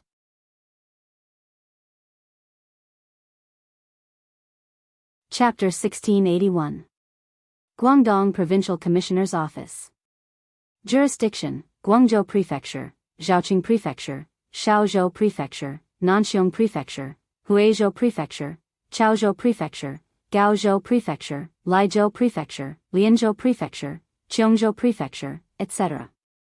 Of course, Gaozhou Prefecture and Laizhou Prefecture had been taken over by Yang Xie's 5-star army. As a result, Guangdong was no longer complete. This had once caused Guangdong Provincial Commissioner Yang Xian to tremble in fear, fearing that the five-star army would attack at any moment. Fortunately, the imperial court had negotiated with Yang Xie, and both sides seemed to have made peace. However, Yang Xie had been assassinated in the capital, and Chao Jixiang had brought a fake imperial edict to incite Yang Xie's servant, Yang Lu, to rebel. After Yang Xie took out the imperial edict from Chao Jixiang's hands, the Southern Ming imperial court naturally did not admit to it.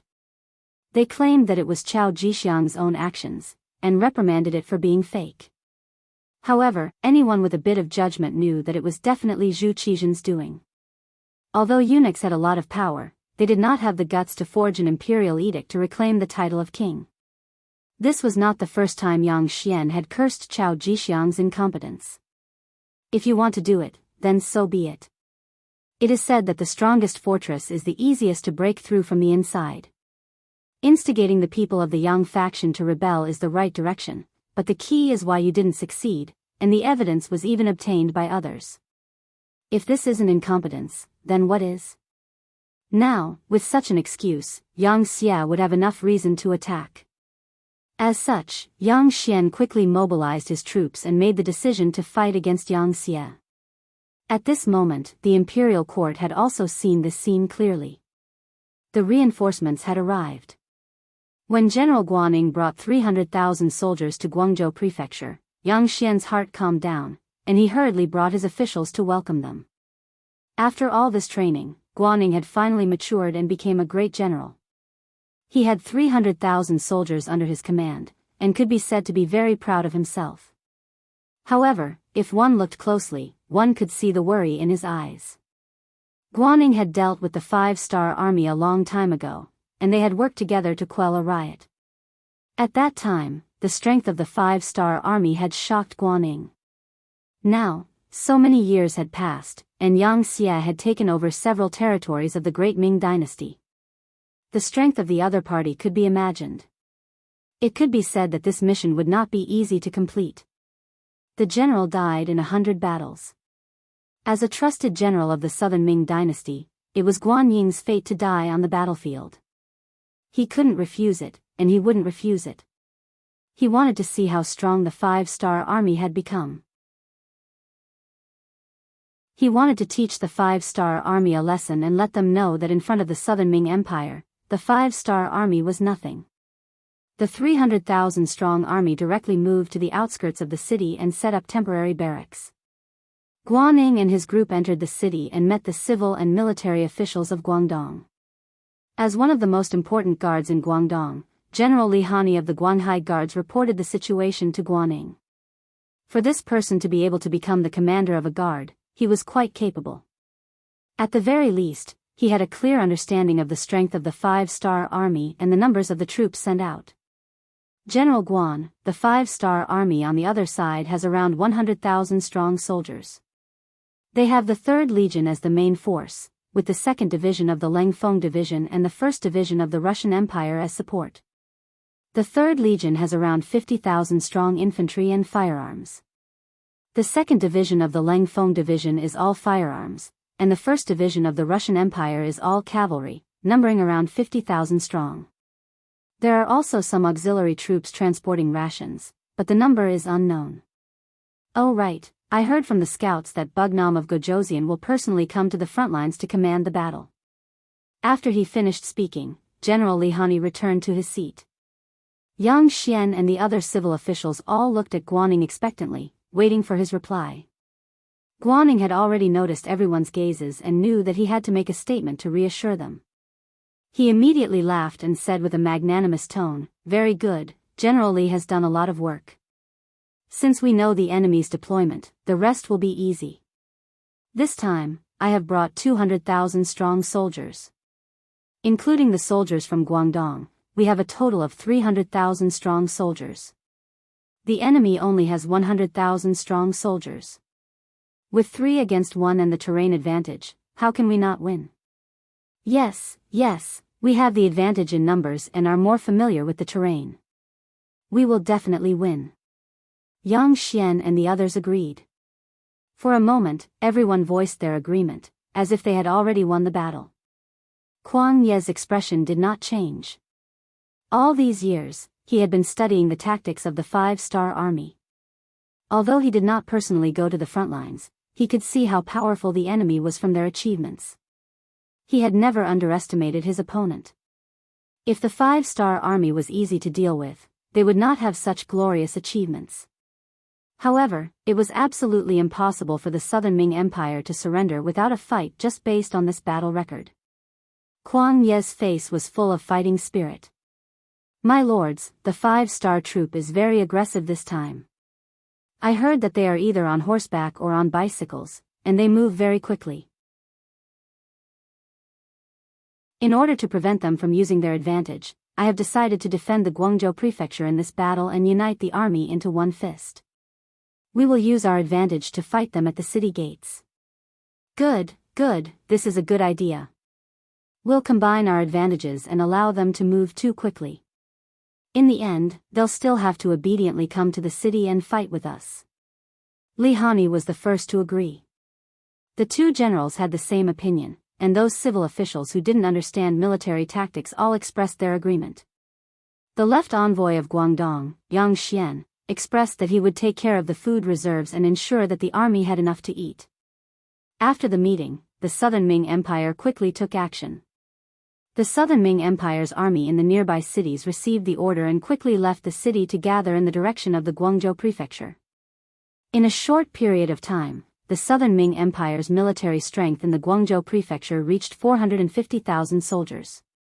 The five-star army that was marching towards Guangdong also received intelligence from the spies in the various cities. They knew that the Southern Ming Empire's army was retreating to the Guangzhou prefecture and intended to fight a decisive battle with them. Immediately, they sped up their march and headed straight for the prefecture of Guangzhou. After a few months of training, the Third Army had regained its original personnel structure. The missing personnel were transferred from Crimson City and were all carefully trained by the 1st Division of the Cold Front. With the addition of these people, Wu Xing's confidence skyrocketed. Now, he was just waiting for the right opportunity to fight the Southern Ming Empire. In Yang Xie's army, the Third Army's composition was the most complicated. They had infantry, cavalry, and firearms. This was also because the Third Army was formed under the pincer attack of the Ross Duchy and the Golden Horde. They were far away from the rear and couldn't get any supplies or personnel to replenish their forces. Fortunately, they had persevered until now and finally achieved results. The Third Army had grown from less than 8,000 soldiers to more than 50,000 soldiers. Now, they could be described as having high morale and powerful combat strength. The Third Army was already so powerful, let alone the 2nd Division of the Cold Front. Although there were only about 10,000 of them, they were all made up of musketeers. It wasn't difficult for them to do so as they were all motorized troops. The three-wheeled motorcycles that filled the entire 2nd Division allowed their movement speed to increase by more than 10 times. During this period of time, after Crimson City successfully built the first three-wheeled motorcycle, they sped up the production process. In the end, they produced close to 10,000 motorcycles, all of which were allocated to the 2nd, 4th, and 5th Divisions of the Cold Front. Originally, the 2nd Division of the Cold Front needed to use bicycles to increase their speed. Now that they were motorized soldiers, they were filled with fighting spirit and only wanted to perform well on the battlefield to repay Bugnam of Gojoseon's kindness. Now that they had two strong armies, the 1st Division of the Russian Empire was not worth mentioning. Although they were all cavalry, they were not part of the Han army, so they were only used as reserves for this battle. Although Division Commander Ahuli was a little disappointed, he did not complain at all. Instead, he kept his subordinates under control and warned them that their opponents this time were the Han. Without orders, they were not to kill innocent people. Otherwise, no one would be able to save them. In addition, Yang Chendong had also come. Along with him were 5,000 black cavalry soldiers and 100,000 logistics soldiers. These were Han auxiliary soldiers who had undergone short training. Their role was not on the battlefield. Other than transporting supplies, they were mainly responsible for guarding prisoners and propagating the Yang Xia policy. Obviously, Yang Chendong had already predicted the outcome of this battle before the battle even started. If they could not defeat the infantry of the Southern Ming army with firearms and cavalry, then the five-star army did not want to unify the world. It was better for them to obediently stay in the city and wait for death. With firearms that were much more advanced than this era, Yang Chendong had already treated the Southern Ming as his own backyard. If it was not for the fact that he wanted to conquer this place with the smallest price, the army would have continued to advance after conquering the three provinces. What reason was there for a war between countries? That was just a lack of confidence. A true expert would not do such a thing. I am stronger than you, so I want to take care of you. So what? Not satisfied? If not, then come and fight. Just like how the Yangtze conquered other countries, there was no need for a reason. He just needed to beat you until you could not take care of yourself. In the end, you would have no choice but to surrender. However, Yang Chendong believed that he was already very lenient towards the Southern Ming Empire, the land of the Han people. His original plan was to reform them and assimilate them at the same time. In the end, he would be able to take down the entire Southern Ming Empire without shedding a drop of blood. However, as more and more intelligence department telegrams were sent to him, he had no choice but to change his mind. When he saw the telegram that the Southern Ming Empire was preparing for war, it had caused the people to have no way of making a living. They were looking for strong men everywhere to gather food and military equipment. Most of the people were already at the point where they could no longer survive. Thus, he had no choice but to deal with the pain quickly and decided to conquer the Southern Ming Empire by force. Only then would they be able to take down the Southern Ming Empire in a shorter period of time and save the Han people.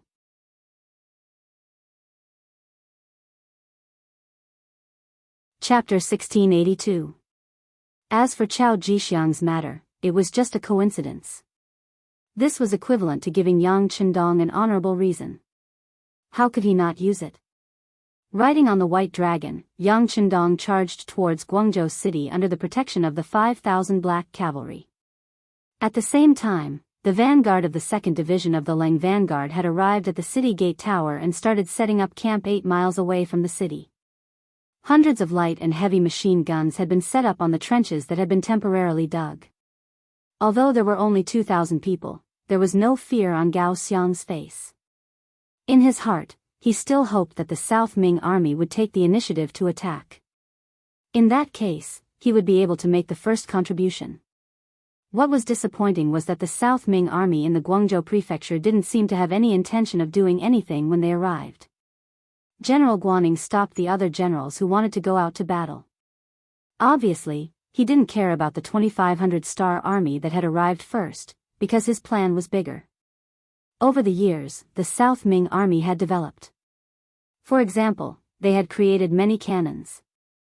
Due to the limitations of their technology, their cannons could only fire 3 miles away and they used solid bullets. However, when 200 cannons were set up on the city walls, it gave people a sense of security. Guaning already had a plan in his mind. This time, he would wait for the enemy to charge over. He only needed to defend. That way, his cannons could be used to attack. He wanted to take down the 5-star army's prestige on the city walls and use this battle to tell the world that the 5-star army was not invincible. Just last night, Guaning received the news that his teacher, Kuang Yi, had passed away. He also knew that because of the news of Yang Xie's strength in the capital, the recruitment of soldiers was not effective. Many of the soldiers that were originally set up had disappeared. The 2.5 million soldiers that the South Ming had prepared were now only 1.5 million. They had lost 1 million soldiers. Guaning was naturally very sad about the death of his teacher. However, the battle was imminent and grief could not solve the problem. He had to think of a way to win this battle in order to better comfort his teacher's soul in heaven. At the same time, if they fought this battle well, it would strengthen the confidence of the Southern Ming dynasty and the people. Only then would they be able to recruit more soldiers and fight a long battle with the 5-star army. In the end, they would achieve the ultimate goal of not invading the Southern Ming dynasty. On this point, Guaning clearly knew his own limits. He knew that it was impossible for the South Ming Empire to defeat Yang Xie. Disregarding everything else, the other party had taken over so much territory and stationed troops everywhere. Once all of them were called back, just the number alone was enough to scare people to death. Therefore, he only asked for a draw.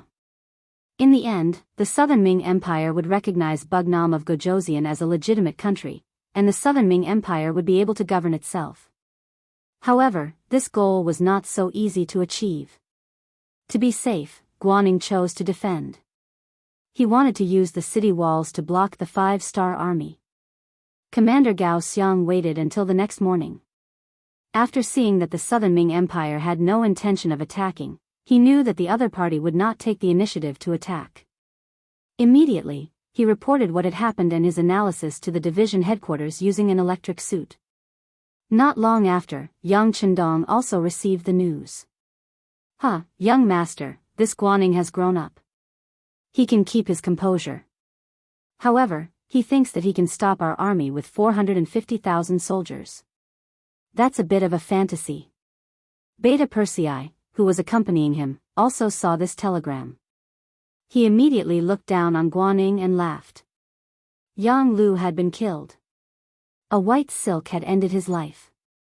It could be considered a dignified death. At that time, Tiger's Mane, Beta Persei, Yang San, Yang Si, and Yang Wu were all present. They could be considered brothers and they came to send him off. Although Yang Lu was dead, the impact of the incident had already happened. Other than Tiger's Mane, the other servants could not help but worry about their future. After all, such a thing had happened. If the young master was no longer close to them, it would be reasonable. Fortunately, Yang Chendong was only concerned about the incident and not the person. Yang Lu was dead, so in his eyes, the matter was considered over. This time, he still brought Beta Persei with him. As soon as this signal was sent, it completely calmed the hearts of the servants. It also let the other officials of Yang Xie know that the servants were still servants. They were still trusted by Bugnam of Gojoseon. Some people who originally wanted to replace Yang Lu also gave up on this idea. The situation in Yang Xie became stable again. Okay, Beta Persei, go and call Yu Mian over. Yang Chendong also smiled. Beta Persei's words on this matter were very much in line with his thoughts. In modern warfare, whoever had more people would not necessarily win, and whoever defended would have more advantages. The power and advanced weapons would ultimately determine the route of victory and defeat. Just like in the original historical spacetime, on the battlefield of Normandy, a German machine gunner killed more than 1,000 Allied soldiers with a machine gun. This was enough proof. Of course, not all armies applied this model. For example, the soldiers of the People's Liberation Army in the future defeated their opponents one by one with a rifle. But this theory was still applicable to most of the enemies of the army. After a while, Yu Mian came in front of Yang Chendong. Speaking of which, the two had not seen each other for a long time. The last time they met, they even made a bet. It turned out that Yang Chendong won again. Today, the Far Eastern province had long become one of Yang Xie's important granaries. There was a large area of fertile land, rich in forest resources and various minerals. It could be said that except for the cold climate, it was already perfect. Especially after the construction of the train tracks. In spring, summer and autumn, the people chose to work. In winter, they left their homes to travel or relax in the three eastern provinces. It was a beautiful life. It was equivalent to Yu Mian losing to Yang Chendong. This time, no one brought up the matter of the bet. They called Yu Mian to talk about the reconstruction of the Southern Ming dynasty and persuading them to surrender. Yu Mian, with our powerful military strength, it won't take long for us to win on the battlefield. Persuading the officials of the Southern Ming dynasty to surrender and the reconstruction work after the war will be handed over to you. How is it? Do you have any difficulties? Yu Mian was already in his 40s and was in the prime of his life. When he heard Yang Chendong's question, he immediately straightened his posture and said, replying to the sixth young master, I promise to complete the task. Yu Mian had this confidence because this time, there were 5,000 cadres from Rijing City accompanying him. These people were all cultured and experienced management talents. There were also 5,000 cadres from other Yangtze provinces. They had considerable experience in migration, land distribution, and city reconstruction. Adding on the fact that Rijing City had prepared enough food and necessities, Yu Mian was confident that he could complete this task. It had to be said that Yang Qindong's migration policy was really good. Because of the migration, the barriers between the different races were disrupted, and the opposing voices could not work together. Every time they went to a new place, they would face a group of unfamiliar people and even unfamiliar races. No matter how capable and ambitious they were, in this kind of environment, they could only lower their heads and accept their fate. Not to mention, the Yangtze did not disregard the people after the migration. They distributed land, houses, seeds, food, and necessities, and so on. They hoped that the people after the migration would have food to eat and houses to live in. Like this, who would think of rebelling? To most of the people, they did not ask for much. As long as they had a place to settle down, they would be satisfied. As for the rise and fall of a race, that was something that only a few ambitious people would think about. It was not something that the common people should think about. It was because of this migration policy that there were very few rebellions in Yangtze's territory. Almost every piece of land that they occupied, other than having to pay a hefty price in the beginning to provide money, after a few years, this place would begin to exert its power and provide food and money to the Yang faction. This also helped the Yang faction to grow stronger and stronger. Of course, the prerequisite for this was that most of the people were uncultured. If it was the future where everyone was familiar with the history of their race, it would be difficult to carry out such a large-scale migration, and there would be endless problems. It was also because of this that the Yangtze started to popularize culture in their territory. The difference was that everyone, regardless of race, had to learn the Han culture, write Chinese, and speak the Han language. This was tantamount to a cultural assimilation. Like this, many years later, everyone would only know about the Han culture, and would not know that there were so many different languages in the world. The more Yu Mian thought about this, the more he admired Yang Qindong. In fact, it was not just him. In the entire Yangtze, most of the Han officials admired Yang Qindong, and this admiration turned into respect. Yang Qindong did not feel much about this. He only knew that since he had come to this world, and had brought Tsung with him, he had to do something.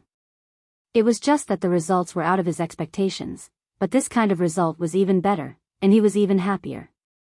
After Yu Mian did not have any more questions, he quickly bid farewell and left. Yang Qindong rode the white dragon, and the black cavalry went straight to the Guangzhou prefecture. April 1468 AD. Under the Guangzhou prefecture city, more than 100,000 five-star army were stationed here. The bright five-star flag fluttered in the wind, and from afar, it was a world of red flags. As more and more five-star army soldiers gathered, the South Ming army on the city gate tower continuously moved boulders, wooden sleepers, kerosene, bows, and other things to the top of the city gate tower, as if they were going to defend to the death. With these resources, they were confident that the five-star army wouldn't be able to return and would suffer heavy losses. Guaning even found Commander Li Hani, and proposed that if the five-star army failed to attack the city, they would send out an army to counterattack. All the war horses in the city were also mobilized, forming a total of 5,000 cavalrymen. When the time was right, they would counterattack with all their might and obtain the final victory of the Guangzhou prefecture city.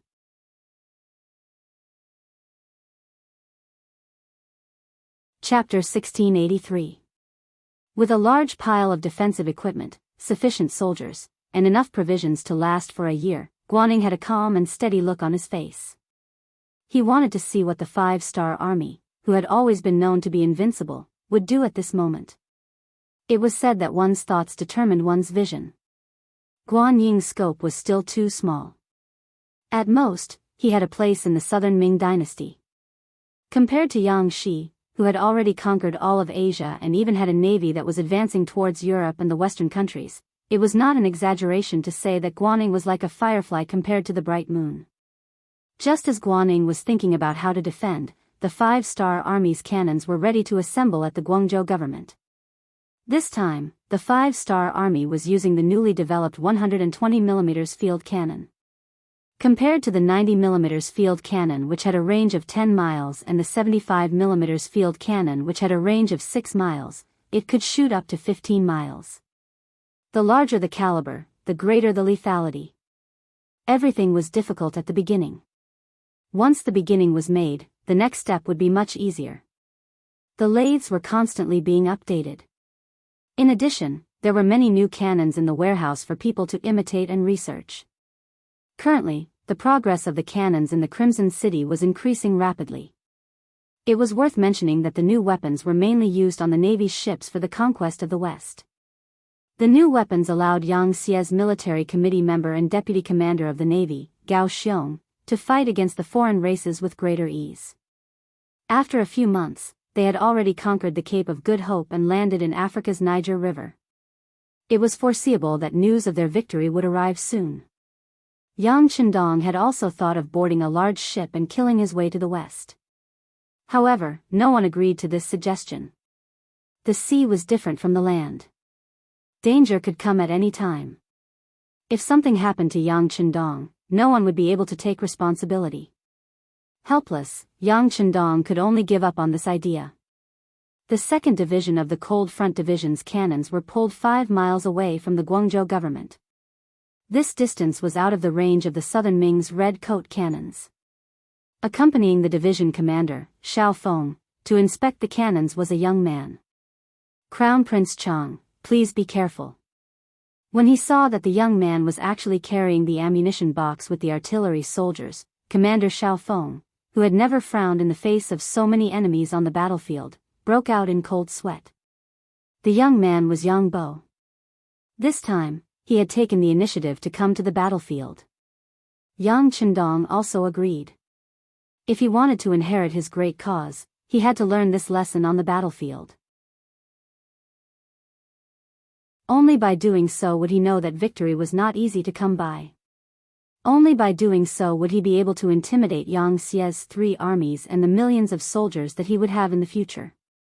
In order to train Yang Bo, other than returning to Yang Chendong's side at night to report what he had seen and heard, he was allowed to roam freely in the army to observe what he was interested in.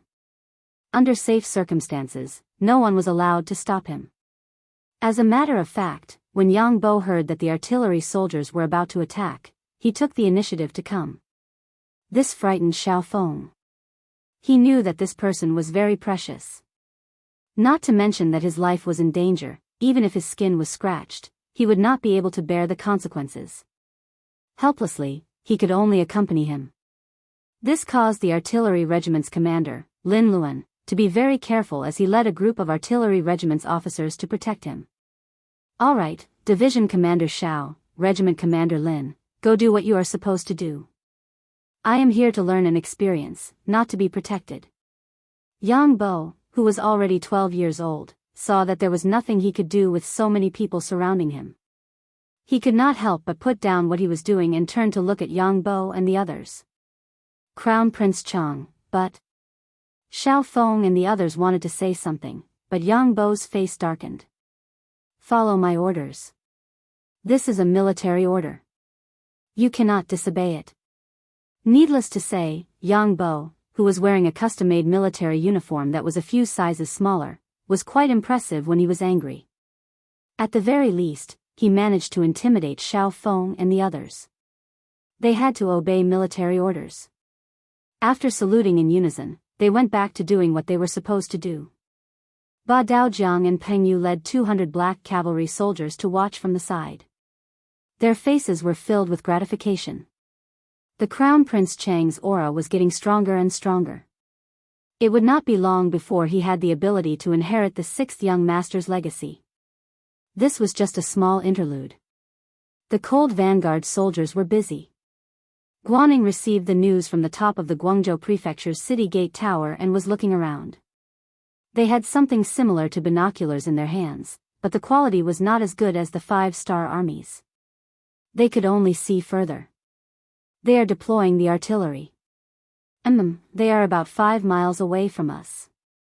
Our artillery cannot reach that far. Guaning put down his binoculars and frowned as he spoke. He knew the power of the artillery and knew that it was the 5-star Army's forte. They were no match for them in this aspect. However, it did not matter. The main point of attacking a city was to take down the city. It was not a competition of whose artillery was more powerful. Your artillery could not possibly charge up the city gate tower like a human.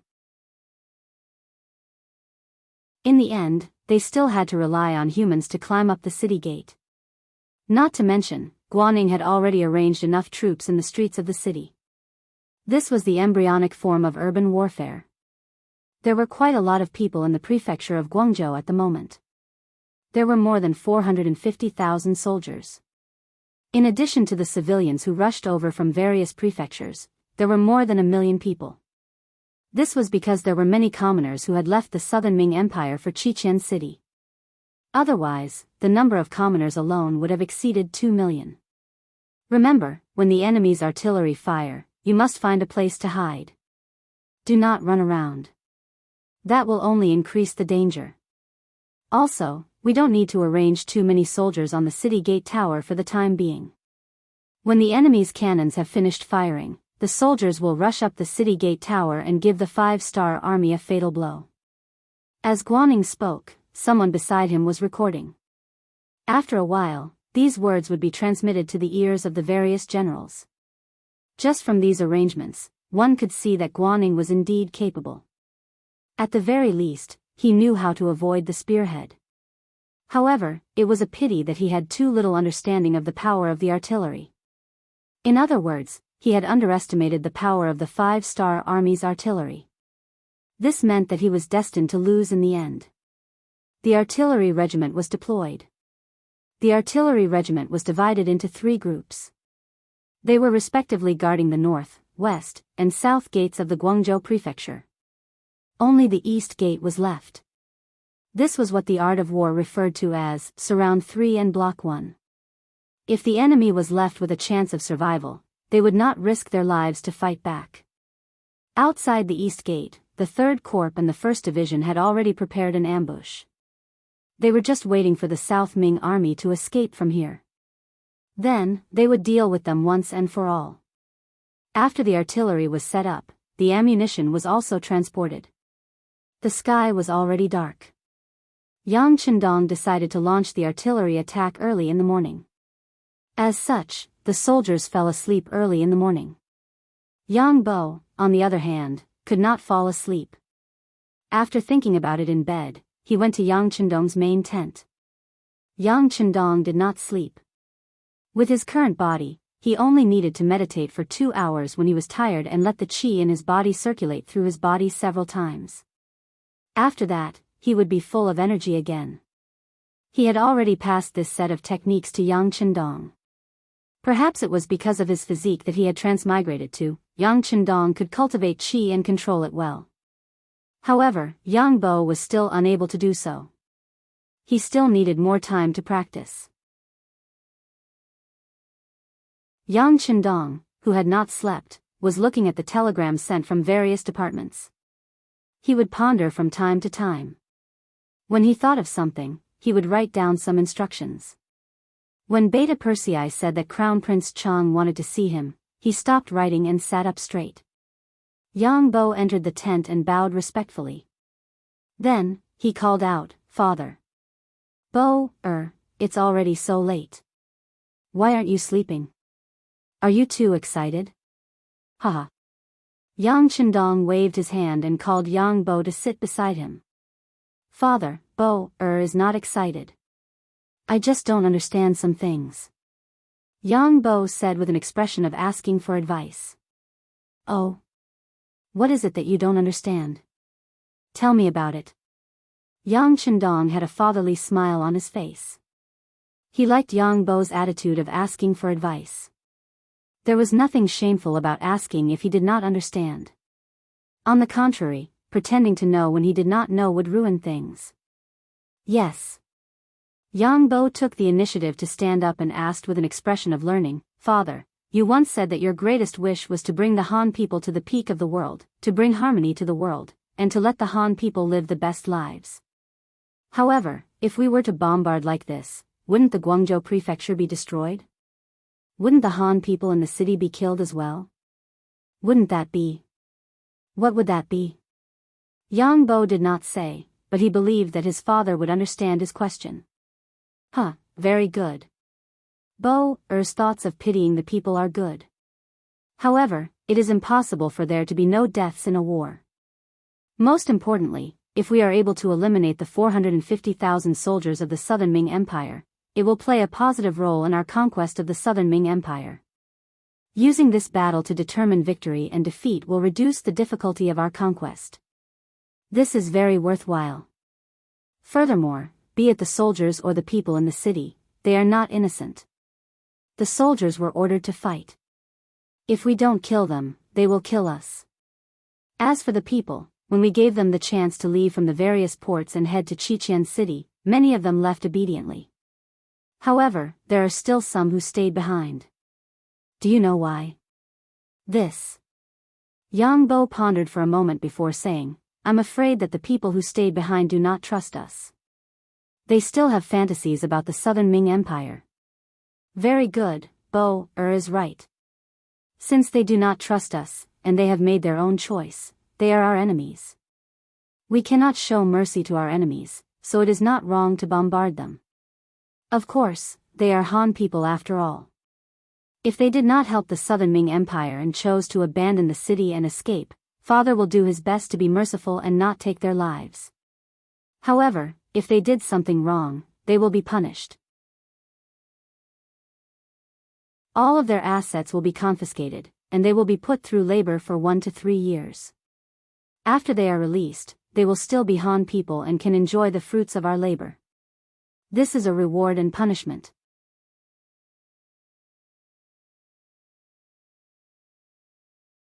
Chapter 1684. Such a detailed explanation made Yang Bo nod his head continuously. He finally understood his father's painstaking efforts. At this moment, the haze on Yang Bo's face disappeared. Instead, he bowed deeply. Father, Bo-er will remember your words. Good. Yang Chendong patted Yang Bo's shoulder with a gratified expression. In fact, as Yang Chendong thought, the commoners who accompanied the South Ming army in the Guangzhou prefecture did indeed treat the 5-star army as an opponent. This was not as simple as distrust. Among the commoners, there were mainly tyrants. They had already received news that wherever the 5-star army went, the rich would only be able to leave behind 20% of their wealth. This was something they could not accept. Although most of their wealth came from the Great Ming dynasty's good policies and exploitation, this was also a kind of ability, wasn't it? Why should the wealth that they worked so hard to obtain be handed over to the Yangtze? They could not understand, so they wanted to be enemies with the 5-star army. In order to let the South Ming army win the war, these tyrants even took out money and food to provide for the South Ming army. With such people, even if they died under artillery fire, Yang Chendong would not feel the slightest bit of heartache. Other than these tyrants, there were also some elderly people. They did not want to leave their homes. Even if they died, they wanted to die in their homeland. Of course, the proportion of such people was very small. There was also a group of scholars from the Great Ming dynasty. They had learned the ways of Confucius and Mencius from a young age and were very knowledgeable. Under the Great Ming dynasty system, bookworms like them had a very high chance of becoming government officials. However, once they were transferred to the Yang faction, they would no longer have any prospects for development. And so, these people stayed behind. But even if they stayed behind, when they saw the South Ming army practicing formations in the barracks before the war started, they still looked down on them and said, they are really all brawn and no brains. Their actions are a disgrace to the educated. He was about to die, surrounded and unable to go anywhere, yet he still looked down on martial artists and soldiers. Even if such a person entered the Yangtze, he would still be reformed. Even if some of these people died, no one would feel sorry for them. In short, the people who stayed behind were all enemies of the Yang faction. Even if they were enemies, How could they be innocent under the fire of the cannons? The night passed uneventfully, and the sun rose as usual the next morning. The soldiers of the 5-star army had a hot breakfast early in the morning. When it was 7 o'clock, the artillery soldiers were in position and the shells were loaded.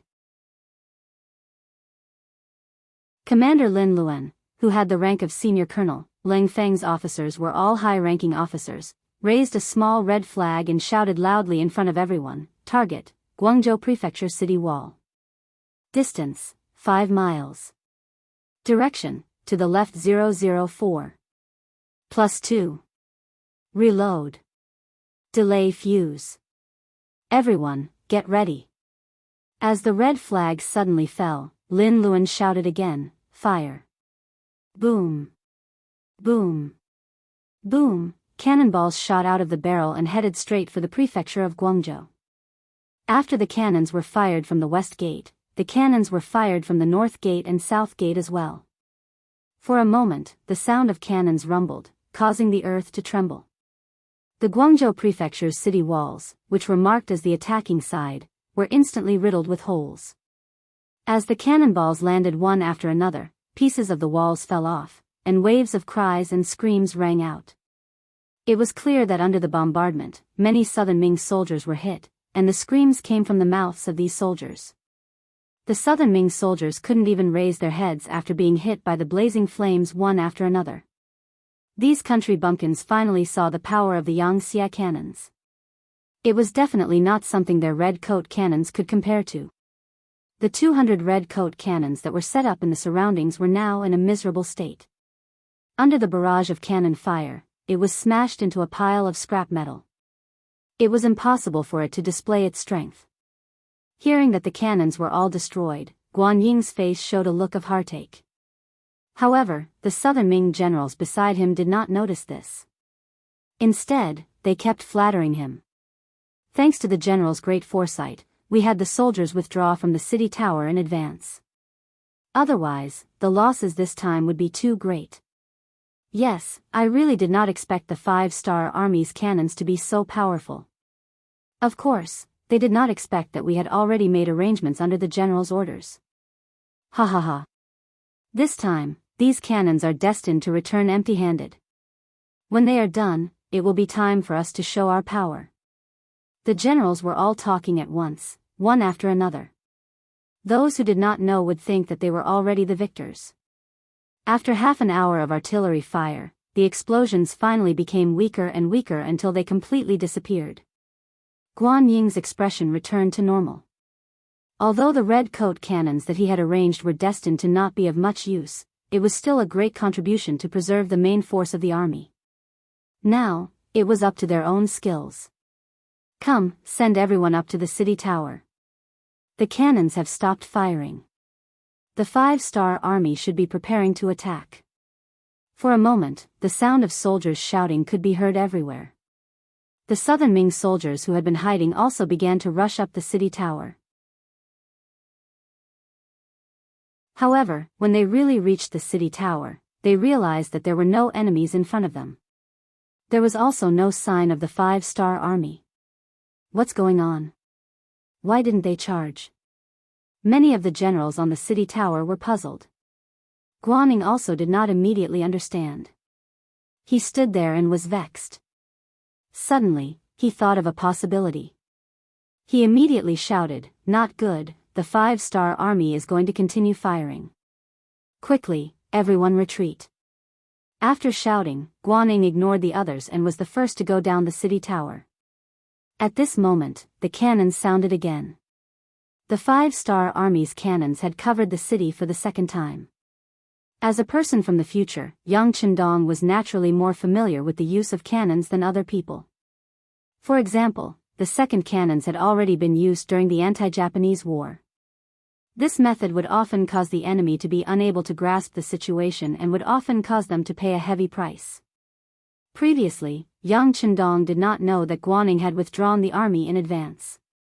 The second cannons that he ordered were just a habit. It was this habit that caught the Southern Ming army off guard and caused them to suffer heavy losses. Many of the Southern Ming army still did not know what was going on. While they were still crowded on the city tower, the cannons rumbled and landed on the city wall. One by one, the Southern Ming army was blown away, killed, or injured. Just the second round of cannon fire had affected at least 4,000 Southern Ming soldiers.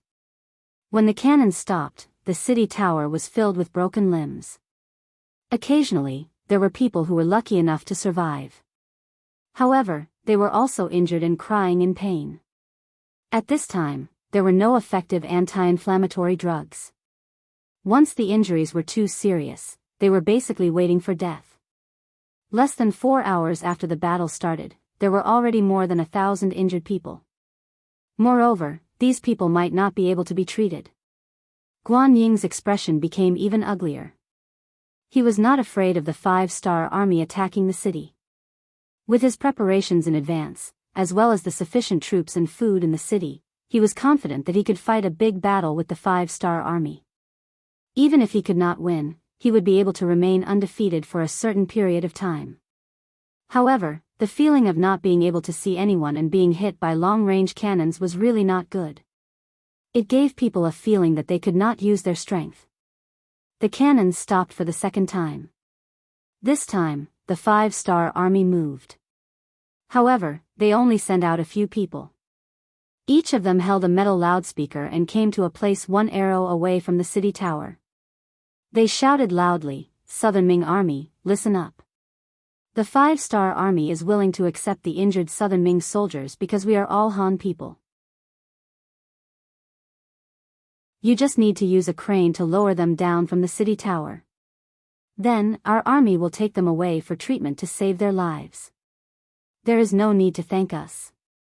If you want to thank someone, thank your parents for giving birth to you in the land of Han people. Southern Ming Army, listen up. The 5-star army is," the shouts came again and again. Several people took turns to shout. There were people below the city gates. This way, they could ensure that the Southern Ming soldiers in the city could hear them clearly. After another half an hour, the people who had shouted finally turned around and left. Seeing the 5-star army leave, a few generals looked at Guaning worriedly and asked, "General, what should we do? How was this treating a patient?" This was clearly a psychological tactic. This was to buy people's hearts and also to mess up their morale. How could Guaning not know what was going on? However, the other party did not attack the city. What could he do? Thinking that he could not mess up before attacking the city, Guaning gritted his teeth and said, "Find the best doctors in the city and let them treat the injured. This will calm the soldiers down." This was clearly going against the 5-star army. It was also telling the soldiers that the 5-star army could save them. The Southern Ming Imperial Court could also save them. They just needed to work hard. As expected, this move was effective. When the other Southern Ming soldiers saw the injured being carried into various hospitals and the doctors running over to treat them, they were very happy. This also indirectly proved that if they were injured, they would not be abandoned. This meant that they had a higher chance of survival. After breaking the psychological breakdown of the 5-star army, before they could take a breather, the sound of cannons rang out again. However, this time, the cannons did not land on the city tower. Instead, they fired towards the Guangzhou prefecture. For a moment, the sound of cannons could be heard everywhere in the city. Because some places were made of wood, they were directly set on fire. The cannons directly extended into the city and caught the Southern Ming army off guard. Without enough preparation, they suffered heavy losses.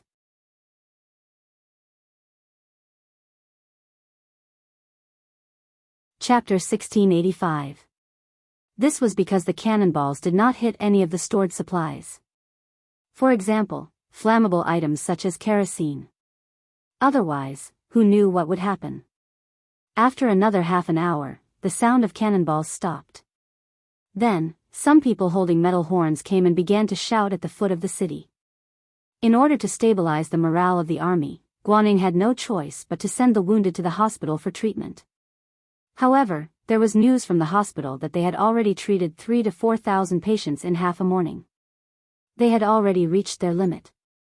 If there were more patients, they would not be able to treat them. This answer made Guan Ying's face instantly turn black. Didn't this mean that if the five-star army continued to bombard the city, the morale of his army would be shaken? Just as Guaning was thinking about what to do, the five-star army retreated. In exchange, there was another rumbling sound of cannonballs. The Southern Ming army suffered heavy losses again. Thousands of people were killed and thousands of people were injured. Finally, it was noon. The five-star army's bombardment stopped. Looking from afar, smoke rose in spirals. It was obvious that they were eating lunch. In contrast, although the Southern Ming army in the city had prepared their meals, there were not many people who had an appetite. Especially when they saw many soldiers and civilians lying on the streets and wailing. When they saw that there was no doctor to take care of them, some of the soldiers' faces began to change. It was as if they could see their future. The morale of the army began to waver. Bastard, the five-star army is not a real hero. They don't dare to fight us with real swords and spears. Guaning roared in anger. This caused the other generals to lower their heads. At this time, no one was willing to speak. Seeing that no one was speaking, Guaning became even angrier. Fine, since they don't want to come, then we will go out. General Li, this time it's up to you. Don't worry, after the cavalry rushes out, I will immediately send the infantry to protect your flanks.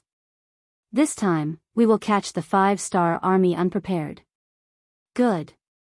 Li Hani nodded heavily. This feeling of being beaten without being able to hit anyone was really unpleasant. He also thought that it was time to fight back. Guaning did not expect that the trump card he had prepared would be used so soon. But at this moment, he really couldn't think of a better way. The Southern Ming dynasty's 5,000 cavalry began to make their preparations. However, it was not entirely accurate to say that there were 5,000 cavalrymen. After the 3 rounds of cannon fire in the morning, the cavalrymen also suffered some losses. About 100 of them were injured by the cannonballs. However, for a team of 5,000 people, losing 100 or so people was not a big deal. Li Hani was clad in armor and held a long spear in his hand. He looked very majestic.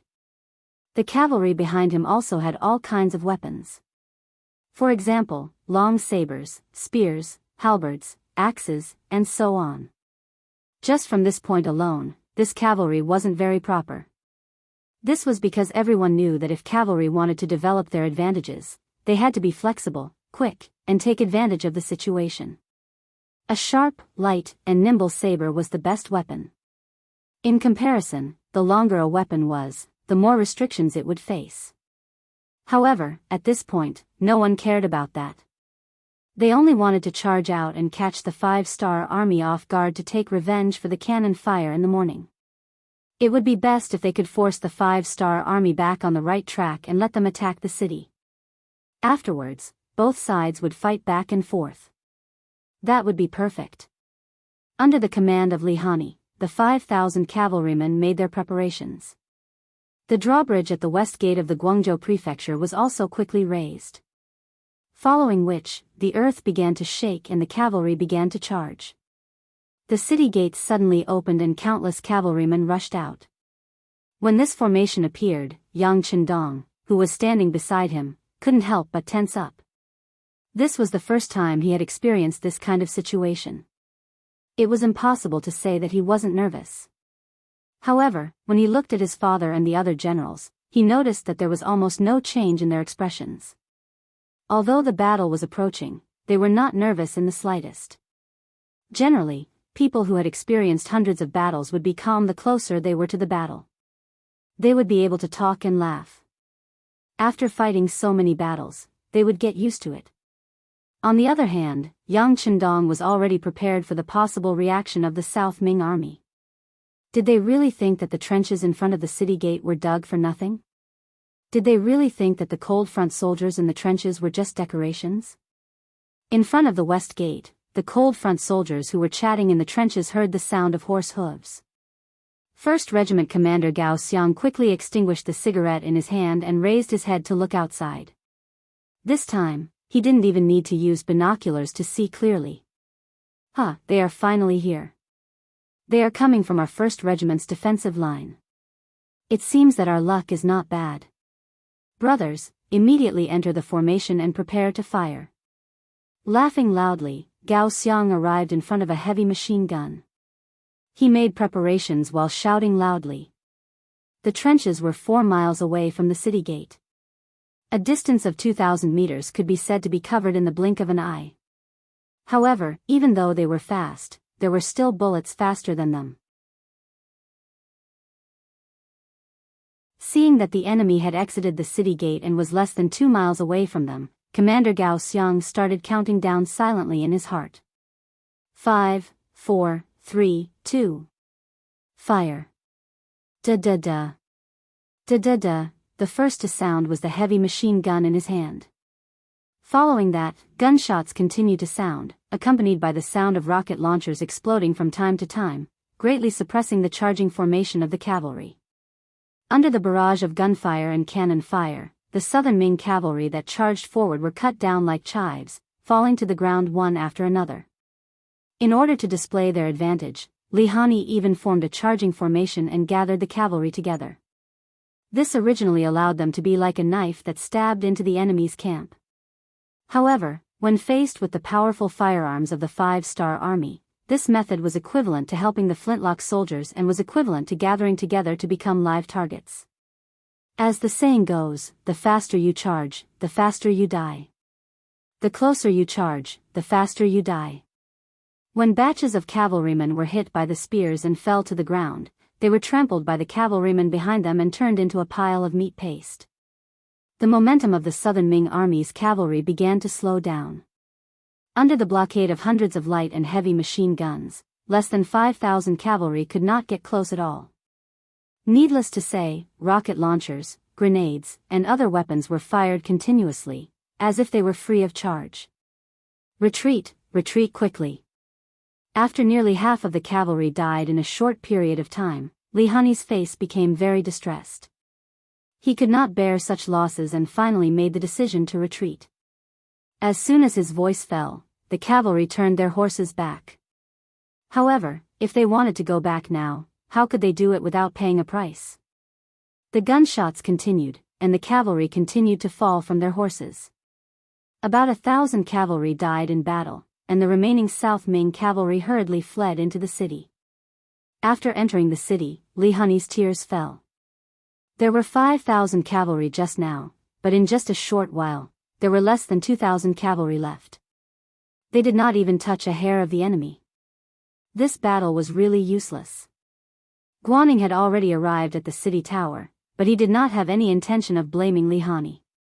If he was the one leading the troops just now, he would have ordered the army to retreat.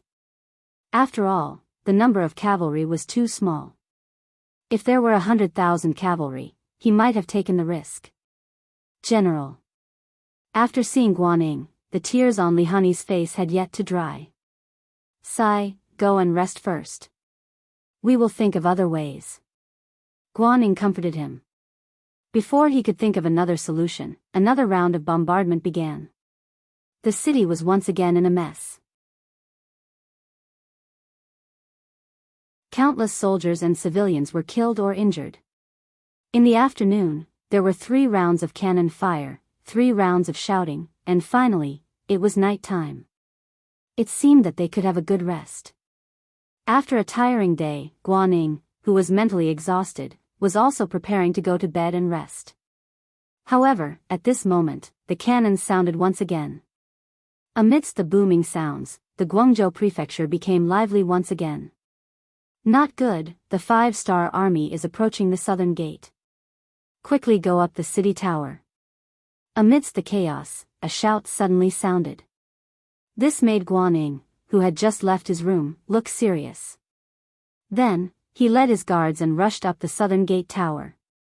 When Guaning went up the city tower, the 5-star army had already retreated. The facts proved that the other party had only sent out a small number of troops. When they saw that the situation was hopeless, they retreated.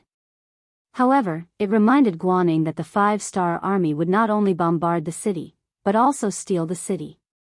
Pass down the order. Order the generals to take turns to guard the city. We must not let the other party succeed in stealing the city. Guaning rubbed his temples and said with a tired face. In the 5-star Army's barracks outside the Guangzhou prefecture, Yang Bo still had an excited look on his face. The battle during the day, especially the scene of the Southern Ming cavalry being killed, had really stimulated him. As the sky was already dark, he was still unable to sleep. Thus, he simply went to his father's tent and asked about things that interested him. "Father, did we not succeed in stealing the barracks? Why didn't we send more troops and use cannon fire to cover it?" Stealing the barracks is fake. There is no need for us to do such a risky thing. By doing so, we are reminding the other party that we are strong and that they will be on guard. After a while, they will have no choice but to deal with us. This will make them even more tired. Not only will they be physically tired, but they will also be mentally tired. This will play a very positive role in accelerating their collapse. So that's how it is. Yang Bo nodded as if he understood. You must remember that the lives of soldiers are the most important. If you don't have to put your life on the line, do your best to use other methods. This is especially true for the Han people. War is a kind of knowledge, and there are too many ways to do it. We need to constantly learn. Yang Qindong said earnestly. He was very optimistic about his successor and had great expectations for him.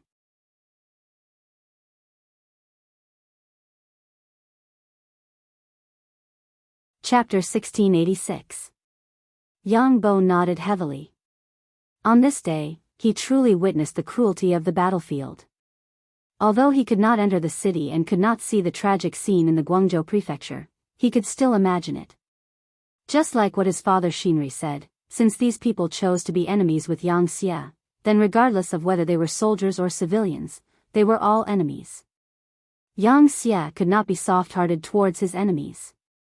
Since Yang Xie had powerful cannons, why not use them? To be able to obtain victory and reduce the number of casualties, this was definitely the best choice. On this night, Yang Qindong asked a lot of questions and Yang Qindong explained a lot. This suitable successor was on his way to becoming an outstanding successor. On the same night, the Guangzhou prefecture was filled with wailing sounds. Compared to before, everyone's mood was obviously much lower now. Especially the wounded soldiers who had already been abandoned. Since there were not enough doctors, they were gathered together. Their only treatment was that someone would make porridge for them. As for whether their injuries would become inflamed and whether they could survive, it would depend on their fate. When they were surrounded by a group of poor people, a group of injured people, this kind of sadness would be infinitely magnified. It was unknown who it was that suddenly shouted, "Since the 5-star Army is willing to accept us, and is willing to provide us with treatment conditions, then why don't you let us go? Yes, we are already useless. We can only wait for death if we stay here. You should let us go." As soon as the voice fell, it was immediately echoed by other people. "Let us go, we want to live. We just don't want to die," sob sob sob, shouts, cries, curses, and pleas rose and fell one after another. Soon, it filled the entire area. When the shout spread out, the soldiers who were walking outside were shocked. More people also felt sympathy for them.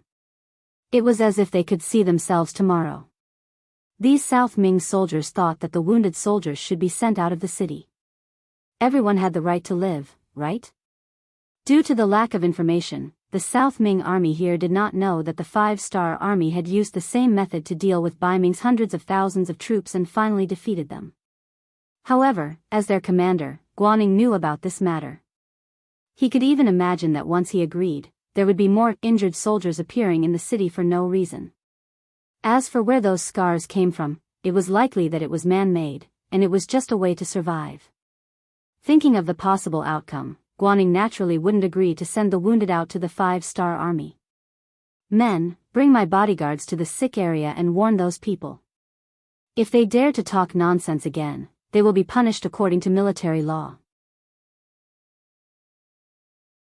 At the same time, tell them that the doctor will be here soon. Tell them to be patient. Also, immediately send people out of the city to ask for help from the capital. Tell them that we need reinforcements and doctors."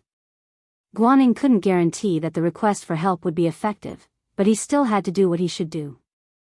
Otherwise, if the morale of the troops was broken, it would be difficult to lead them. Immediately, a messenger left the Guangzhou government. They chose to leave from the East Gate because it seemed that there weren't any 5-star army stationed there. However, what made people happy was that this messenger openly jumped over the 5-star army's defense line. It was obvious that the 5-star army wasn't afraid of them asking for help. "Good news, General, our messenger safely left." Guangdong's chief of the left, Yang Xian, received the news and excitedly ran over to tell Guanning.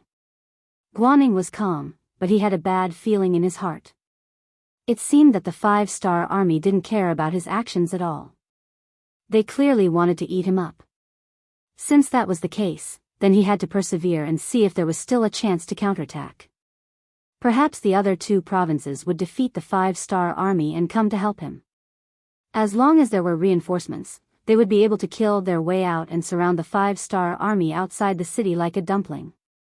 The night passed in fear and trepidation. Every half an hour, there would be cannonballs entering the city from outside. Occasionally, there would be small groups of 5-star army attacking the city, causing the Southern Ming army to be extremely annoyed.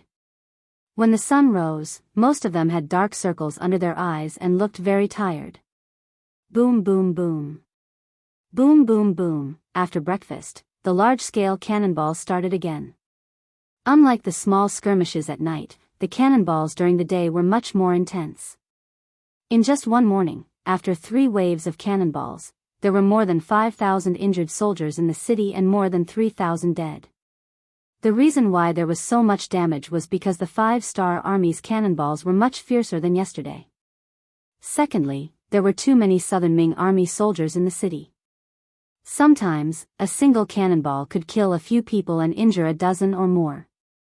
Under such attacks, the Southern Ming army began to lose a lot of soldiers. There was no need to talk about the dead as they could no longer speak and had already become history. However, those who were still alive and injured were really a headache.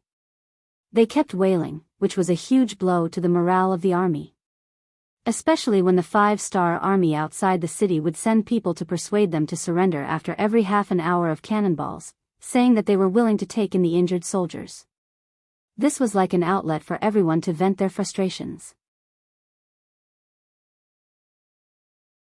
More and more injured soldiers began to clamor to leave the city. Even though Guanning sent out his personal guards and even promised these injured soldiers that he had already asked for help from the imperial court and that more doctors would come soon, the problem was still not solved.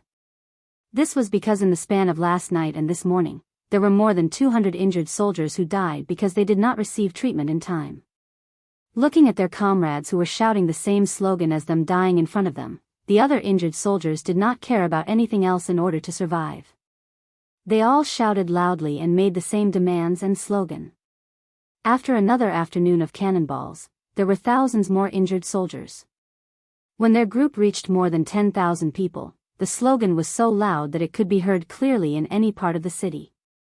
General Li Hani had a bitter expression as he walked into Guan Ying's temporary residence. There were some words that he had to say. Guanning received Li Hani in the main hall. When he saw the other party's dark expression, he knew what the other party was going to say. He shook his head and said, "General Li, this general understands your intentions, but you really can't do this. Don't tell me you want to watch these injured soldiers die." Li Hani finally could not hold back the anger in his chest. Among these injured soldiers, there were actually many from the Wide Sea Guards. They used to be his comrades. Now that they were going to die from injuries, as a general, he naturally did not feel good. "Calm down, bear with it. How about this, give me 3 more days and see the situation first." Guanning did not immediately agree, but he did not refuse either. He was very clear that a general like Li Hani was very influential. If he joined forces with others to force him to abdicate, the situation would be the worst. Therefore, he could not directly refuse. The reason why he said to wait for 3 more days was mainly because he was hoping for a fluke. For example, was the 5-star army about to run out of ammunition? Bombarding like this every day consumed a lot of gunpowder. Perhaps they could not hold on any longer? Or perhaps the injured soldiers had thought it through, or everyone had gotten used to their cries? More importantly, he had already sent people out to look for reinforcements. Even if the imperial court's reinforcements would not arrive so quickly, as long as they could bring him news of reinforcements, it would be enough to motivate him and give him a reason to hold on.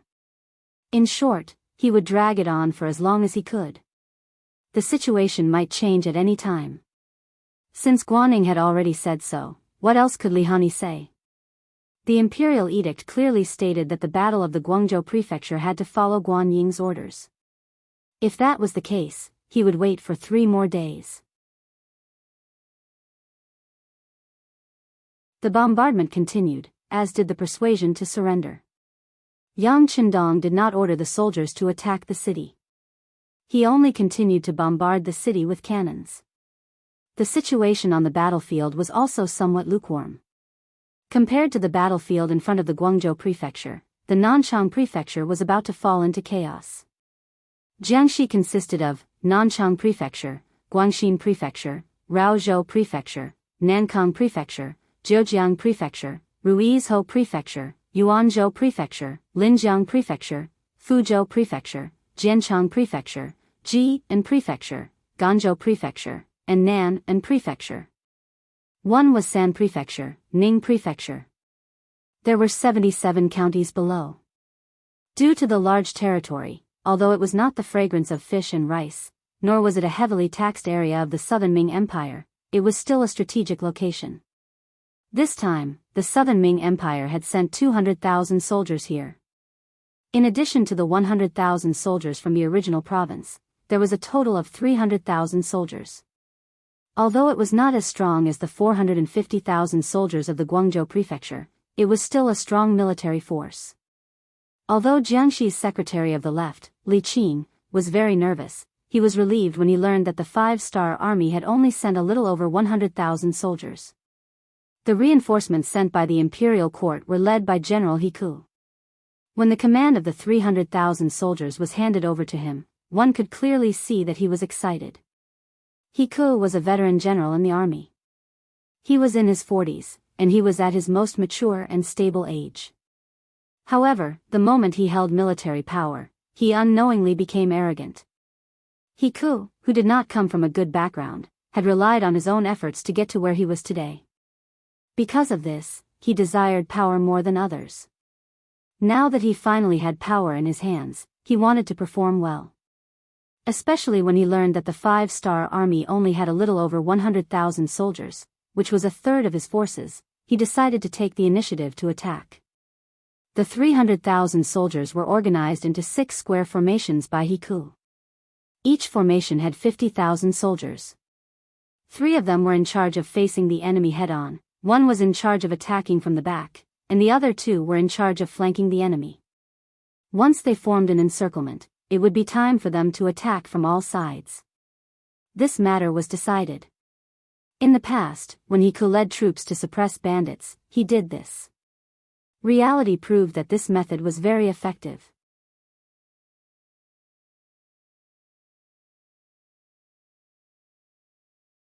Chapter 1687. With a single order, the 300,000 Southern Ming soldiers moved separately. Such a large formation was naturally seen by Yang Xie's spies in Nanchang.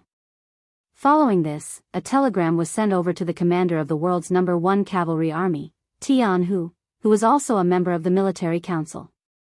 Now that Tianhu had entered the military council, his position was no longer just the commander of the world's No. 1 cavalry army. What he needed to do was to look at the overall situation and guide it. Naturally, this time, he was the leader of the army in Nanchang. When the telegram was sent to him, a burst of laughter was heard. Good, good. This Hiku really knows me well.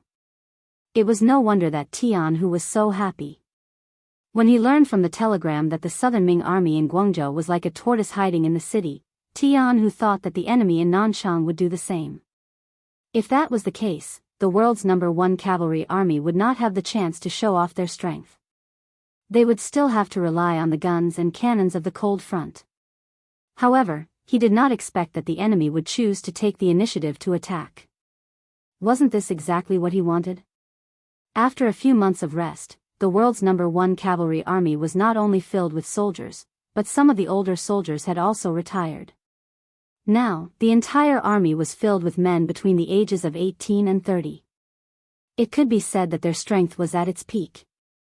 If there was something that they lacked, it would be the experience of life and death on the battlefield. Originally, they thought that it would be good if they did not encounter any soldiers or bandits along the way. They could also train their soldiers. Who would have thought that such a large number of enemies would be sent to them? How could they not be happy? Although this bone was indeed a bit big and fat, the world's #1 cavalry army had always been strong. Moreover, with cavalry against infantry, even if the enemy outnumbered them by a few times, Tianhu was still confident that he could take them down. Tianhu gathered the 5 division commanders under him and began to plan a battle strategy against the 300,000 enemies. According to Tianhu's plan, Teimu's division and Lu Duo's division would be the vanguard. They had to create the momentum of the main force to inflict heavy damage to the enemy and attract the enemy's attention. 3rd Division Hu Jin's division would be the left flank, 4th Division Su Ku Da's division would be the right flank, and 5th Division Yu Zhong's division would be the rear flank. In the temporary tent, Tianhu had his hands on his waist. He was wearing the military uniform of a second-rank general, and his 4 golden beads were shining brightly. 3rd-rank general with 3 stars, 2nd rank with 4 stars, and 1st-rank generals with 5 stars. This was a military rank that he had received after becoming a member of the military commission. Brothers, I'm sure everyone knows that the world's #1 cavalry army is going to expand into a group army. When the time comes, all 5 of you here will be army commanders. This will also be the last battle before our #1 army expands into a group army. I hope that all of you can show us our prowess. Isn't it just 50,000 against 300,000? Let me tell you, our opponents are all infantrymen, and most of them are rookies who have never seen blood before. You can definitely fight 1 against 6. Now, let me ask you, do you have the confidence? Yes. Teimu and the others shouted loudly. They knew clearly that this was not only their last battle before becoming army commanders, but also their best chance to show off in front of Tianhu. Think about it, with a member of the military commission as their direct superior, how big was this thigh? If they didn't show off now, when would they be able to? As for fighting 1 against 6. Even if it was cavalry against cavalry, they could easily fight 1 against 3 or even 1 against 4 with their 7-star crossbows and dual-blade techniques. Now, with cavalry against infantrymen, it was just 1 against 6. It wasn't difficult at all. Not to mention, as long as they performed well and fought resolutely, the South Ming army, who had never seen blood before, would easily collapse. At that time, not to mention 300,000, even 500,000 or more wouldn't be their opponents. Good, everyone go and prepare. Make use of the time to eat and drink. We will attack in 4 hours. Tianhu laughed loudly and said confidently. After arranging for his subordinates to prepare, the commander of the 5th Division, Xiao Yining, and the commander of the 3rd Division, Qi Wen, walked into the main tent together. As soon as they met, Xiao Yining complained, "Commander, it's not that bad. The world's #1 cavalry army eats meat, but we also need to drink soup, right?" The Xiao family's attitude was very humble. If it wasn't for the fact that Tianhu was the commander of the world's #1 cavalry army, he might not have even looked them in the eye. If it wasn't for the fact that Tianhu was the commander of the world's #1 cavalry army, he might not have even looked them in the eye. But now, it was different. Tianhu was one of the 5 members of the military commission. He was 100% the commander. If he didn't like the cold front, he could pick on them. Now, he had no choice but to lower his head. Even Xiao Yining had such an attitude, let alone Qi Wen, a surrendered general. Although he had made a great contribution to the 5-star army and was recognized by Yang Chendong, he was also put in an important position. He was even included in the Han nationality book. However, he was very clear that in front of Tianhu and Xiao Yining, the absolute main force of the 5-star army, he was still an outsider. Tian, who was in a good mood. He looked at Xiao Yining and spoke more politely.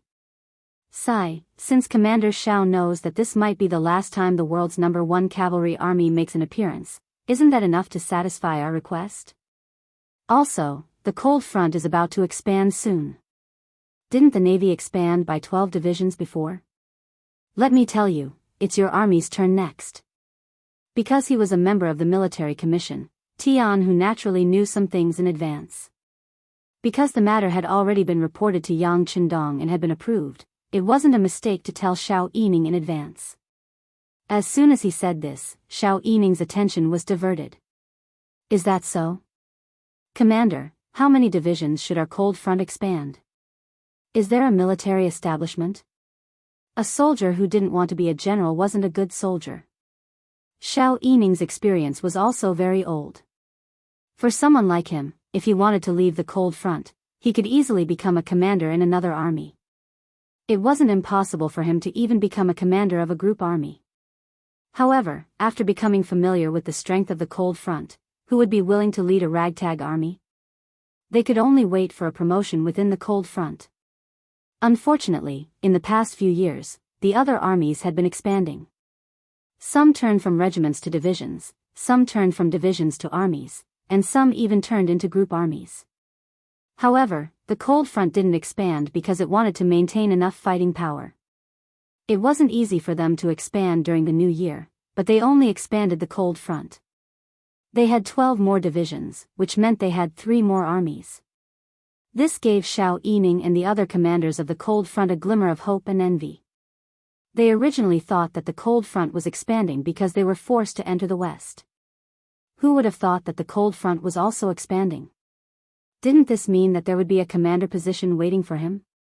How could he not be anxious and excited? The specific expansion plan still needs to be discussed in detail. After all, the cold front is the most elite army. Tian, who shook his head. It wasn't that he didn't want to say it, but that he didn't know either. This was because Yang Qindong had only approved Lu Lingfeng's plan to expand the army, but the exact number of people and how many divisions or armies were still to be discussed. Although Xiao Yining looked disappointed, he knew that the expansion plan was already set in stone. This already made him very satisfied. He didn't mention the fact that the cold front wasn't going to be part of this battle. After dealing with Xiao Yining, Tian, who looked at Qi Wen, who still had the rank of senior colonel, and saluted. Commander Qi, wait for 2 hours after the 1st Sky Cavalry Regiment charged out. You can go. Yes, Commander. Qi Wen felt bitter. He knew that the Meng 3 masters were going to clean up the battlefield. Although they couldn't eat meat, if they performed well, they would still be rewarded. Moreover, their brothers wouldn't have to take risks. Qi Wen was quite satisfied with this result. After dealing with the 2 commanders, Tian, who went straight to the kitchen. He didn't know how long the upcoming battle would take, so he had to fill his stomach in advance to have the strength to kill the enemy. At this time, General He Ku didn't know that his actions were being watched by the 5-star army and the strongest cavalry regiment, the 1st Sky Cavalry Regiment. At this moment, he was still leading the army forward. He had already looked at the map and chose a place called Lijiape as the battlefield. There was only one official road that allowed people to pass through. On both sides of the official road were high slopes. The official road was wide enough for the army to spread out in formation and was suitable for an ambush. For the sake of safety and secrecy, the South Ming army set off before dawn. By the time they arrived at Lijiape, it was already noon. The soldiers were very tired from the journey. Normally, He Ku should have ordered them to prepare for the battlefield. However, after considering the soldiers' request, he ordered them to cook to solve the problem of their stomachs. If He Ku could immediately take advantage of the terrain and prepare for the arrival of the 5-star army, they would still have a chance to win this battle. After all, they had the advantage of numbers and terrain. It was a pity that he wasted such a good opportunity. When the scouts at the front reported that the main cavalry of the 5-star army was less than 10 li away, He Ku became anxious. He immediately ordered the army to stop eating and enter the battlefield. After knowing that it was cavalry, he ordered people to quickly take out the stakes and other things to prepare. They were a group of new soldiers who had never been on the battlefield before. In a hurry, everyone was a bit flustered. Many people sprained their feet because they ran too fast. Before the battle even started, there were already people who were injured. This caused He to curse out loud. Needless to say, the first group to appear was Teimu's 1st Division and Lu Duo's 2nd Division. With the idea of being bold, they didn't do much scouting along the way. When the scout cavalries in the front reported back that they saw smoke above Li Jiapa, the two division commanders exchanged glances with each other before chuckling. With their many years of battle experience, they could feel that Li Jiapa should be the pocket formation that the South Ming army had set up for them.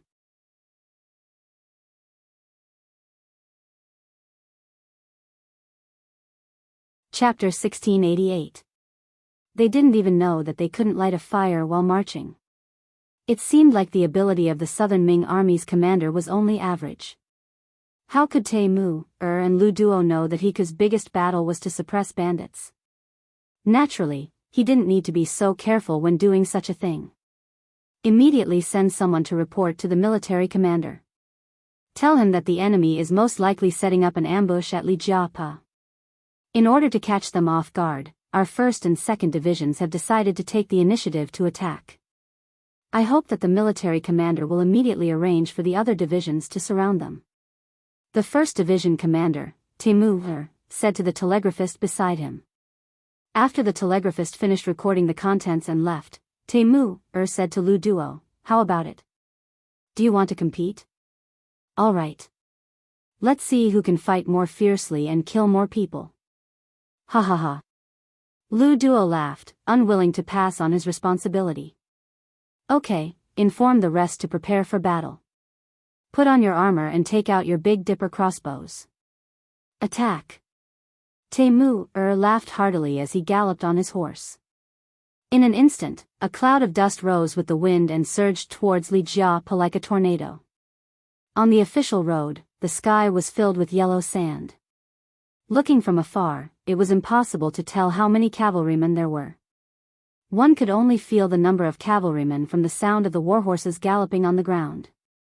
As the saying went, 10,000 cavalrymen were boundless. This kind of formation couldn't be described with words. General Hiku, who was setting up an ambush at Li Jiapa, became excited when he heard the rumbling sounds of the warhorses galloping on the ground. He knew that the main force of the 5-star army had arrived. This meant that his chance to make a big contribution had arrived. Hiku, who was too excited, didn't pay attention to the reactions of the Southern Ming soldiers beside him. These people were either born in the military and worked in the fields and rarely received training. Some of them were still working with hoes a while ago, but now they were given swords and sabers to become soldiers. It was impossible to expect them to perform well. When they heard the rumbling sounds of the warhorses galloping on the ground, many people were already covered in cold sweat. Some were even trembling in fear and didn't know what to do. It wasn't an exaggeration to say that the world's #1 cavalry army was an army that had been through hundreds of battles. Whenever there was a big battle to be fought, his figure could be seen. Together with Yang Chendong, they fought in the north and south, conquering vast territories. Many of these cavalrymen could be described as murderous. The number of non-humankind cavalrymen and infantrymen who died in their hands was countless times greater than the number of Jihaos. Even Wallace Yeshen had to flee at the sight of this elite cavalry. Hiku actually wanted to use infantry to intercept them. He was truly ignorant and fearless. He did not know how to write the word death. In the end, it wasn't entirely Hoku's fault. After all, the biggest mission he had completed before was to exterminate the bandits. When Yang Xie's 5-star army made a name for themselves and continued to expand their territory, how could there be any enemies around the Southern Ming Empire? Even if they wanted to go to war, they didn't have the chance. He was only a general in charge of exterminating the bandits. How could he know the power of the warhorses? In Hoku's eyes, it was the same as what he knew. Once the Imperial Army appeared, the horse bandits and mountain bandits would surrender. The 5-star army was also human. They should do the same. His strength wasn't strong and he underestimated the strength of his opponent. This was already the end for Hoku. It was just that he didn't know it yet. The 5-star army's cavalrymen arrived very quickly. The vanguard didn't hesitate to plunge into Lijiapa. Then, they saw the Southern Ming Empire's army on the official road not far away. Looking from afar, there were many people. It could even be described as a sea of people. Hundreds of barricades were placed in the middle of the official road. Many Southern Ming archers were already prepared to shoot. It was as if this was a trap and whoever fell into it would be dead for sure. It was obvious that this was an ambush. However, in the eyes of Temu and Lu Duo, these were just decorations. They didn't feel the slightest bit of fear. On the contrary, they even increased the speed of their warhorses. The vanguard cavalrymen had already taken out their iron hooks and charged towards the barricades in front of them. Good, they're all in. They're all in. Hoku was excited. He was afraid that the enemy would immediately escape when they saw this formation. If that was the case, his ambush would be useless. If he really let the infantrymen and cavalrymen fight on the plains, even if he hadn't seen the power of cavalrymen, he knew that the situation would be disadvantageous for him. The cavalrymen had indeed entered the encirclement, but they didn't panic. Many iron hooks were thrown out and the barricades in front of them were dragged to the side. The world's first cavalry army had done this countless times. They were so familiar with it that they were as agile as their limbs. Don't let them remove the barricades. Shoot! The 5-star army's cavalryman's reaction was beyond Hoku's expectations. He thought that these barricades would cause damage to the cavalrymen and even cause chaos. If that was the case, he would be able to take advantage of the situation and kill them. But now, seeing the barricades being removed one by one, the main road was about to be cleared. The cavalrymen would be left with nothing but flat plains. He was anxious and didn't care if he was within the range of the arrows. He shouted loudly. The South Ming Army's recruits were already frightened by the might of the 5-star Army's cavalrymen. They were just used to listening to their general's orders. They didn't care whether the arrows would hit their opponents or not. They only knew that releasing the arrows could boost their courage and scare the enemy. That was enough. At that moment, countless arrows flew out from the front. But because the distance was too far, they couldn't reach the 5-star Army's cavalrymen. Not to mention, some of the recruits had limited strength and didn't have any archery skills. They couldn't shoot from a distance and couldn't be accurate. A wave of arrows flew out and landed a few steps away from the 5-star Army's cavalrymen. Temu, and Lu Duo were stunned when they saw this scene. At first, they thought that the South Ming Army was doing something and that it was some new attack method. But when they saw that the arrows had indeed landed and didn't cause any damage, the two of them finally understood that this was the archery skills of the South Ming Army's recruits. These recruits probably haven't eaten their fill. Temu, laughed heartily. Commander Lu Duo, who was standing at the side, also smiled. However, his mind was still very clear, and he gave the order to charge ahead of Temu, F***CK, old Lu, you're not being considerate. You attacked first. Brothers of the 1st Division, charge. Temu, panicked when he saw the two ND Division's cavalrymen charging out first. He didn't want to lose to Lu Duo. He waved his saber and the 1st Division's cavalrymen also started to charge crazily. Another wave of yellow sand filled the sky, giving people the feeling that it covered the sky. Dozens of arrows appeared naturally in an array and were aimed directly at the South Ming Army's front. Hika's roar sounded again. Release the arrows, release the arrows. Shield bearers in the first row, spearmen in the second row. Defend, defend. Soldiers at the back, get ready to meet the enemy. Meet the enemy. Perhaps it was because he was too excited or too anxious, but Hika shouted out orders one after another. Then, the South Ming Army became a little chaotic. Although they had undergone a short period of training before entering the battlefield, it was just a formality. Everyone knew that soldiers had to be trained and their meals had to be kept up. Without sufficient military funds and food, or perhaps it could be said that all of this was under the supervision of the civil officials who looked down on generals, the new soldiers had never truly undergone any training. Once a general had a request and wanted to train elite soldiers, the civil officials in charge of logistics would stand up and reject the request on the grounds that this wasn't a battlefield and there was no need to be so strict and serious. In the end, they didn't want the soldiers to exhaust too much energy and waste too much food because of training. This was the result of using literature to control military force. In front of these scholars who boasted that they were a cut above others, fighting and killing was something that only boorish people would do. These people's lives were naturally as cheap as dogs and weren't worth investing in. Due to the lack of training, many of the recruits were thrown into chaos on the battlefield. Especially when Hika's orders were given one after another. Many people didn't even understand what was going on with the first order before the second order was given. This caused a situation of chaos on the battlefield. On the battlefield, a delay of a minute or a second could lead to a missed opportunity and lead to a huge mistake. Facing the attack of the world's #1 cavalry army, the South Ming army actually showed signs of chaos. As the vanguard, how could the 2nd Cavalry Division give up such a good opportunity? They immediately increased their speed and at the same time, they held the Big Dipper crossbow in their hands. This kind of close combat weapon that could fire continuously, other than its range being inferior to a flintlock, was already very powerful. It was because of this that the world's #1 cavalry army was able to win battles with a small number of troops and complete seemingly impossible missions. 200 steps. 150 steps. 100 steps. 80 steps. They were getting closer and closer.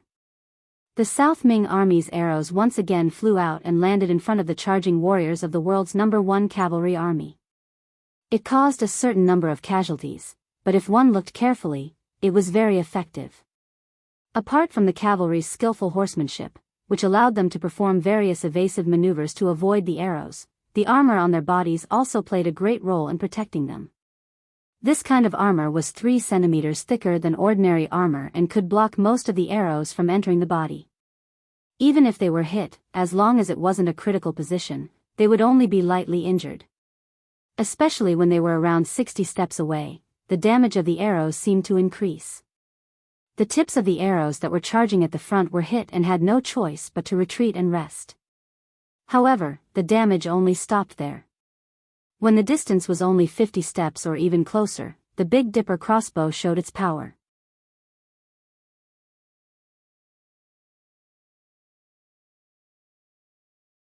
Chapter 1689. This type of crossbow could fire a single shot or 7 shots in a row. Once the distance was right, it would display its unique power. One after another, the crossbows flew forward and fell into the Southern Ming army like steel needles. Cries of pain sounded from all directions. The Big Dipper crossbow could even fire a fan-shaped attack, dealing heavy damage to the enemy.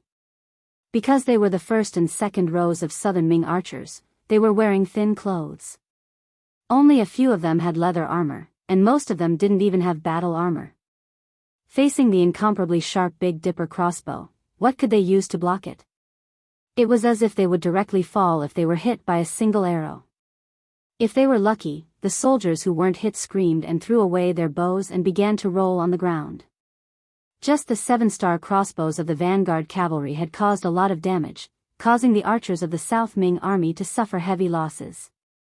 At the same time, they had cleared a path for them to continue attacking, and at the same time, they had also cut off the threat that the archers of the South Ming army might bring. Under the attack of the 7-star crossbow, the Southern Ming army's third row of shield-bearers appeared in front of the cavalry.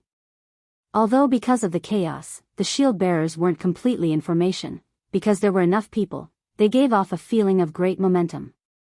Attack! Chop! The dozens of cavalrymen at the front shouted loudly. Then, they pulled out their sharp sabers from their waists. They borrowed the momentum of their horses and used their speed to directly attack the shield-bearers in front of them.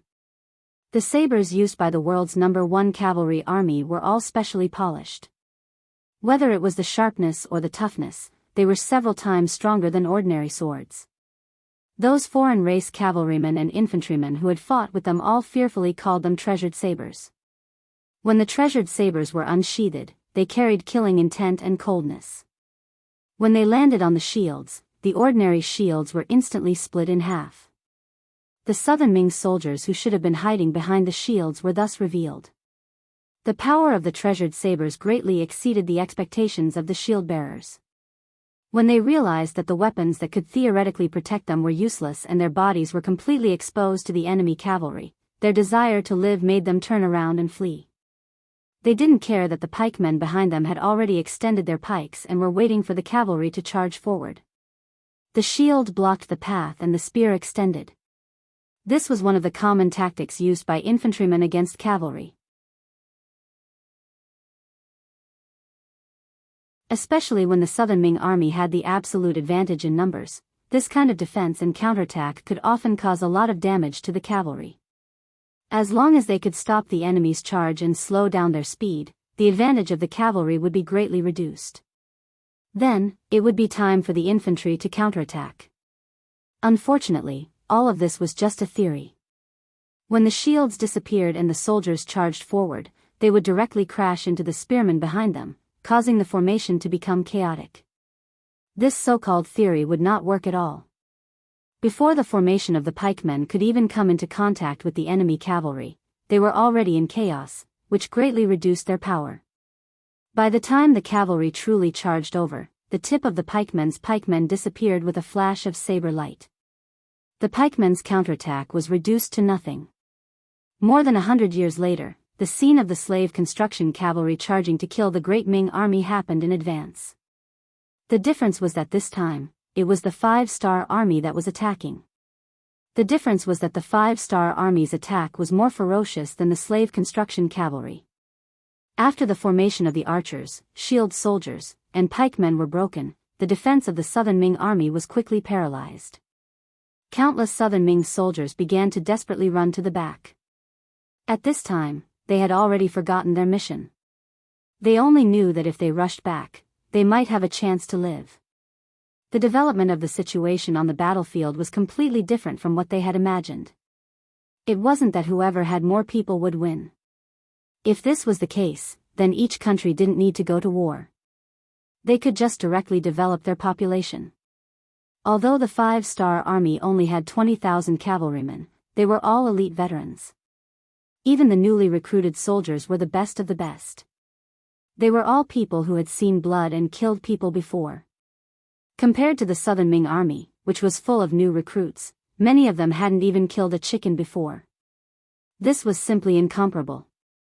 Once the 7-star crossbows were used, the southern Ming army's formation was disrupted. Then, when the people borrowed the horses' momentum and the sabers' speed to rush into the somewhat chaotic southern Ming army, the slaughter began. Although these were all Han people and would be the cornerstone of the Yangtze's development in the future, in order to obtain a great victory and completely defeat the southern Ming imperial court, they could only endure the pain and kill.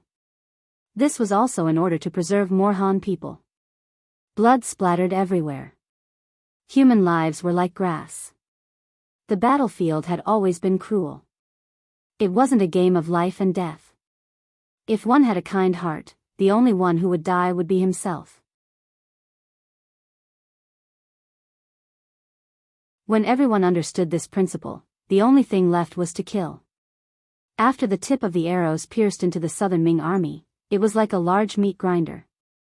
Any southern Ming soldiers who were in front of the 5-star army or who dodged a little slower had their heads and limbs separated from their bodies. The smell of blood rushed into the noses of the southern Ming recruits. Ugh! Wah, ugh! The southern Ming recruits who had never experienced this kind of battle only felt waves of nausea. Then, they had no choice but to squat on the ground and vomit. Especially when the warhorses of the 5-star army galloped past and trampled the corpses on the ground like mud. The visual impact made the southern Ming Empire recruits unable to control their bodies. They didn't even have the strength to wield their swords and spears. Other than vomiting, they could only vomit. Everyone, stand up. Don't squat down. Don't put down your weapons. He saw the situation develop to this point and roared in anger. Unfortunately, on the chaotic battlefield, under the sound of the horse's hooves, his shout was quickly drowned out and couldn't cause any waves. General, let's retreat. We can't stop them. A soldier came in front of Hiku and said this sentence. Then, he directly carried Hiku, who was still cursing, and retreated to the back of the army. This was only a formation of 60,000 people. Behind them, there was still a formation of 60,000 people standing there intact. As long as they regrouped with them, they wouldn't have to worry about not having a chance to counterattack. Hiku retreated and this scene was discovered by some of the recruits. At that moment, their last bit of will to resist no longer existed. They either fled in all directions or threw down their weapons and knelt on the ground to surrender. The army was defeated like a landslide. Even if there were 60,000 pigs, it would take at least a few days for the 20,000 cavalrymen of the 5-star army to capture them. But now, under the iron hooves of the 5-star army's cavalrymen, the 60,000 infantrymen couldn't even hold on for an hour and were completely defeated. On the battlefield, the fighting spirit of the southern Ming recruits was rapidly disintegrating. Even Temu, and Lu Duo, who were leading the troops, didn't expect this scene. They originally thought that with so many troops, they would still have to hold on for a while. But now, it seemed that victory came too suddenly. This was a good thing. Without needing to give orders, the 5-star army's cavalrymen chased after Hiku's retreating footsteps. In front of them, there were countless southern Ming recruits. These people didn't choose to surrender immediately. Instead, they wanted to escape back to their own camp. Because they chose to escape, their existence was a great threat to the 60,000 people behind them. When they saw the 5-star army's cavalrymen coming and saw that there were more of their own comrades in front of the cavalrymen, the commanding general was somewhat helpless. He didn't even dare to give the order to shoot arrows because it was very likely that the arrows wouldn't hit the enemy cavalrymen, but their own infantrymen. Hiku was also running among the defeated troops. When he saw that the 60,000 people behind them didn't choose to shoot arrows, he heaved a sigh of relief. Now that he was among the defeated troops, wouldn't he also lose his life if he released arrows? There was only one thing on his mind right now, and that was to escape to the rear. These 5-star army cavalry were too ferocious, and he would not fight with them in the future. It was better for him to obediently retreat back to Nanchang City and guard it.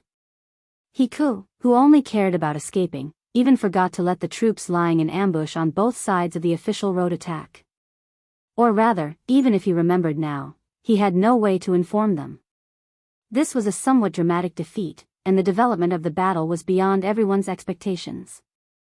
Reality also proved that the southern Ming New Army's combat strength could not only be described as ordinary, it could even be described as terrible. 300,000 infantrymen faced the charge of 20,000 cavalrymen. Not to mention the ability to retaliate, they couldn't even put up a basic resistance. No one would have any confidence that such an army could protect the southern Ming imperial court. Temu, and General Lu Duo were still leading the charge. They charged again and again, and in front of them were the defeated southern Ming soldiers that were continuously retreating. Among them were the 60,000 people behind them. After seeing that the front line had already been defeated and fleeing, and seeing the bravery of the 5-star army's cavalrymen, as well as the heads that would fly on the battlefield from time to time, the 60,000 southern Ming recruits who were guarding the rear also began to flee. Some of them, in order to escape faster, directly threw their weapons to the ground and continued to run, fiercely charging toward Nanchang that was 60 li behind them. Wherever the 5-star army's cavalrymen passed, there were either corpses covered in blood, captives kneeling on the ground, or southern Ming recruits fleeing in all directions.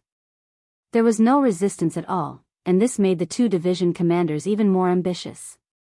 Nanchang. Temu, and Lu Duo said at almost the same time. Then, there was a burst of laughter. The 20,000 cavalrymen, who didn't suffer too many casualties, gave up on their pursuers and headed straight for Nanchang that was 60 li away.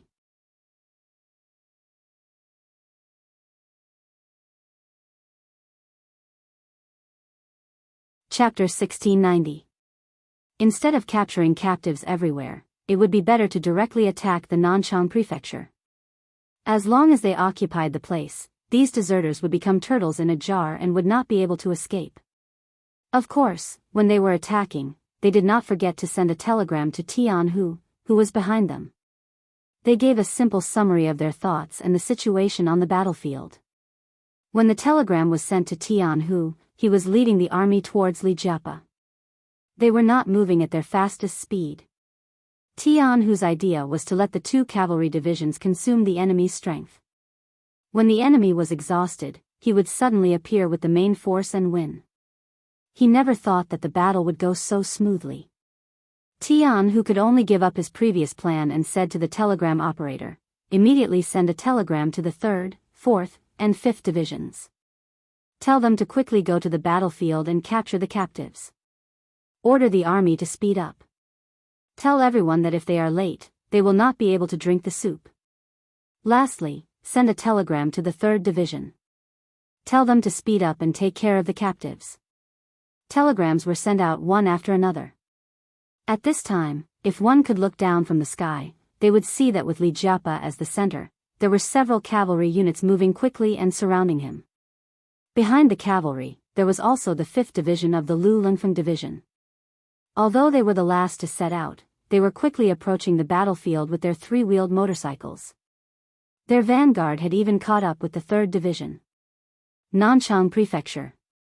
The sky was getting dark. There were scattered soldiers standing guard on the city walls. But from their relaxed expressions, they did not realize that the battle was about to begin.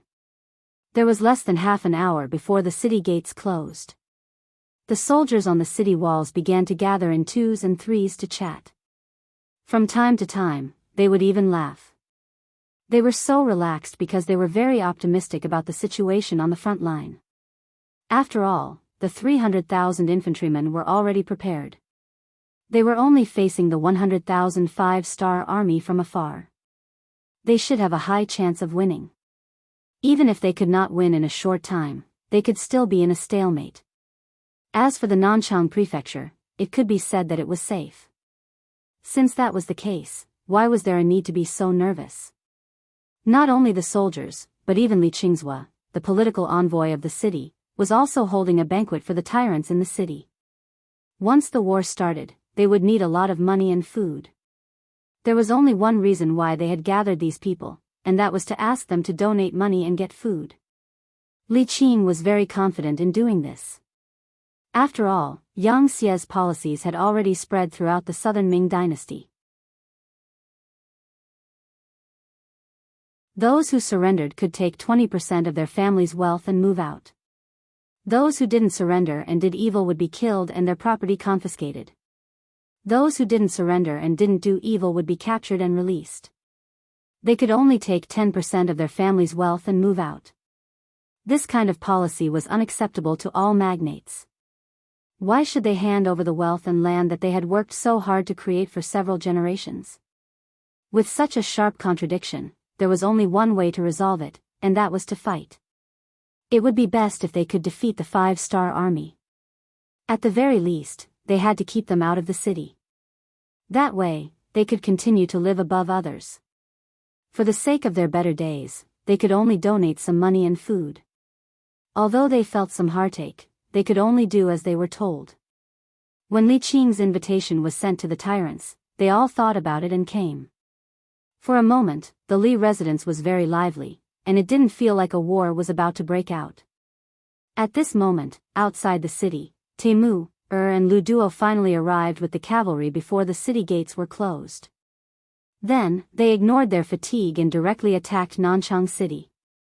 When a large number of cavalry arrived, the southern Ming soldiers guarding the city gate were still confused about what was going on.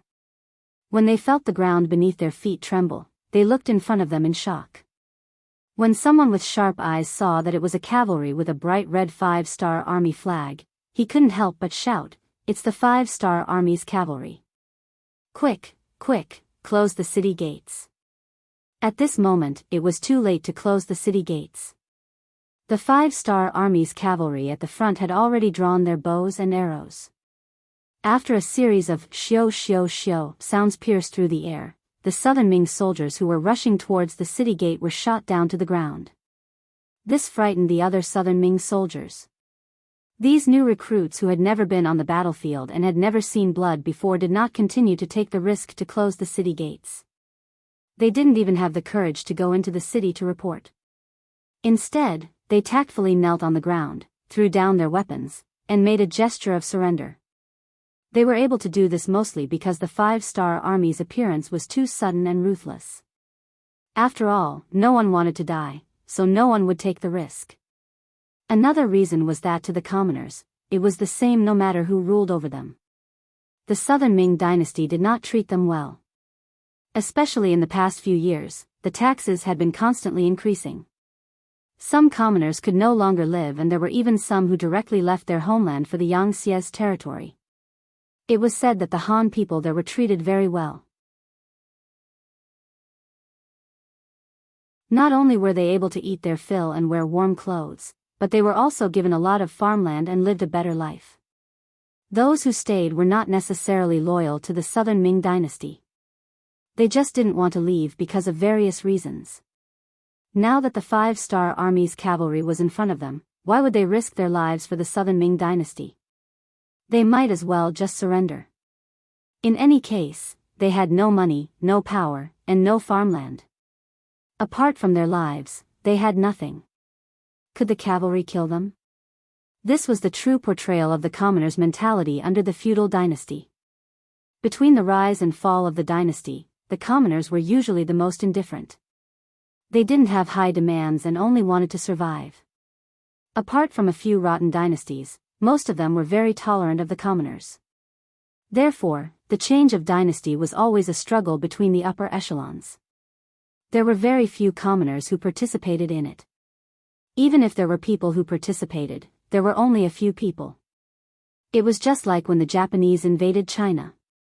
The commoners also held such thoughts. This was why they were ruled for 8 years, and even longer in some areas. If the commoners could all stand up and resist, then they would all be able to wash the Japanese into the sea and feed them to the sharks. Temujin and Lu Duo smoothly entered the city. Then, several Yangtze's secret agents came out from the city gates. They took out items that could prove their identity and gained the trust of the cavalry. Then, they immediately rushed to the most important places in Nanchang City. Poor Li Qing was still receiving the guests in the mansion when suddenly, a servant came to report that the five-star army had entered the city. Li Qing, who had drunk a little too much, didn't hear it clearly. He thought that there was something wrong with his ears. He actually laughed and said, "Did this official hear wrongly? What did you just say? The five-star army was defeated?"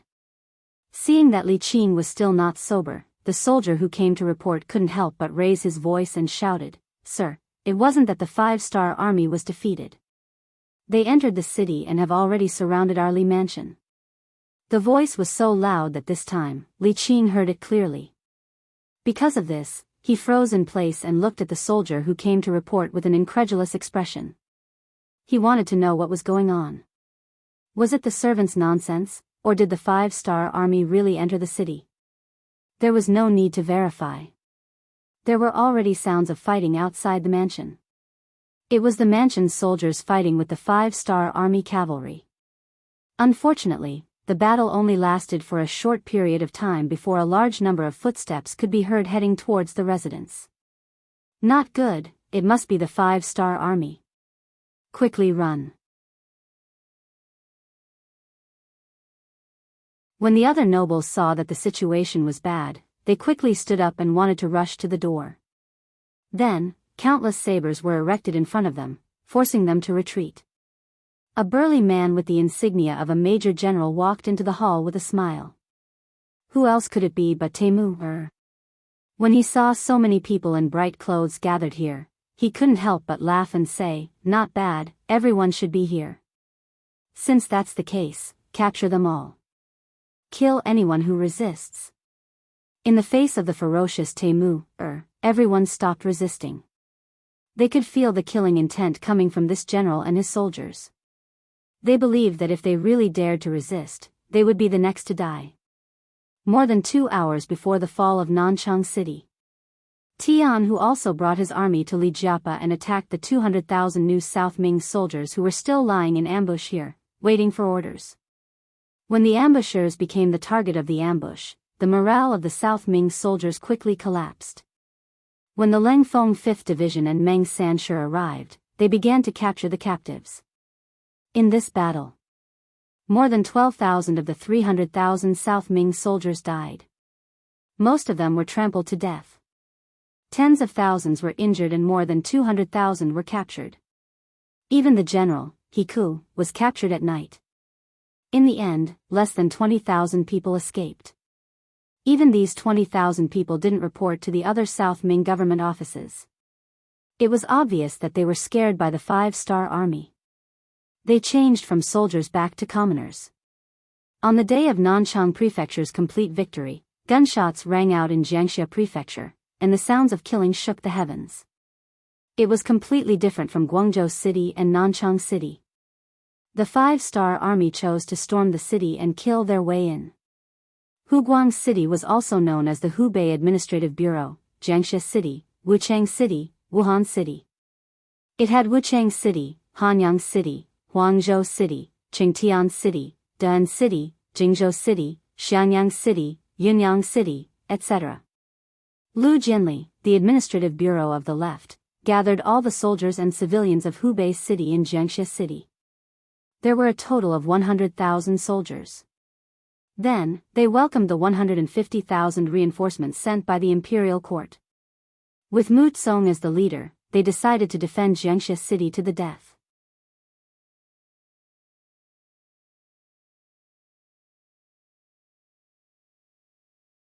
Chapter 1691. The eldest son of the former king of Shiping was chased into the mountains by the 5-star army. He survived by eating rats and ants and escaped to Yingtian Prefecture. Because he had experience fighting against the 5-star army and was the eldest son of the former king of Shiping, there was no problem with his loyalty. He was sent by Zhu Qizhen to guard Jiangxia. Mu Tsong didn't look happy at all as he held the 150,000 new imperial soldiers. He knew how powerful the 5-star army was, so he discussed with Sir Lu Jinli to defend the city to the death. Mu Tsong said that they didn't have as many soldiers as the Nanchang Prefecture and Guangzhou Prefecture. They were also new soldiers. If they went out to fight, it would be suicide. It was better to use all of their strength to defend the city. They could hold on for a while longer and even turn the tide. Lu Jinli agreed with the suggestion to defend the city to the death. Jiangxia Prefecture immediately started to strengthen the city. All kinds of defensive weapons were also prepared. However, it was useless.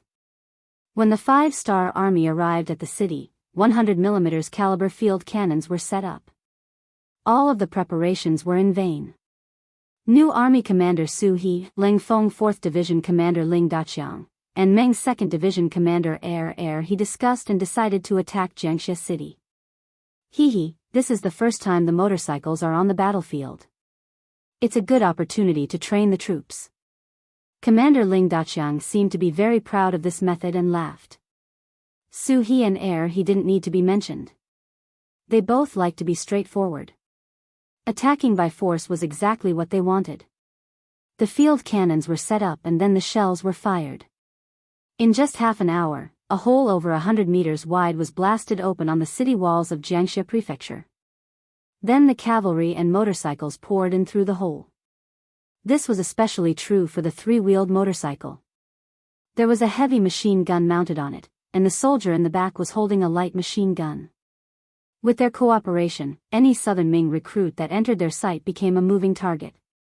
Bursts of gunshots rang out, and the Southern Ming soldiers fell to the ground one after another. Needless to say, the cavalry relied on the momentum of their horses and brandished their sabers. One by one, heads fell to the ground, and bodies fell to the ground.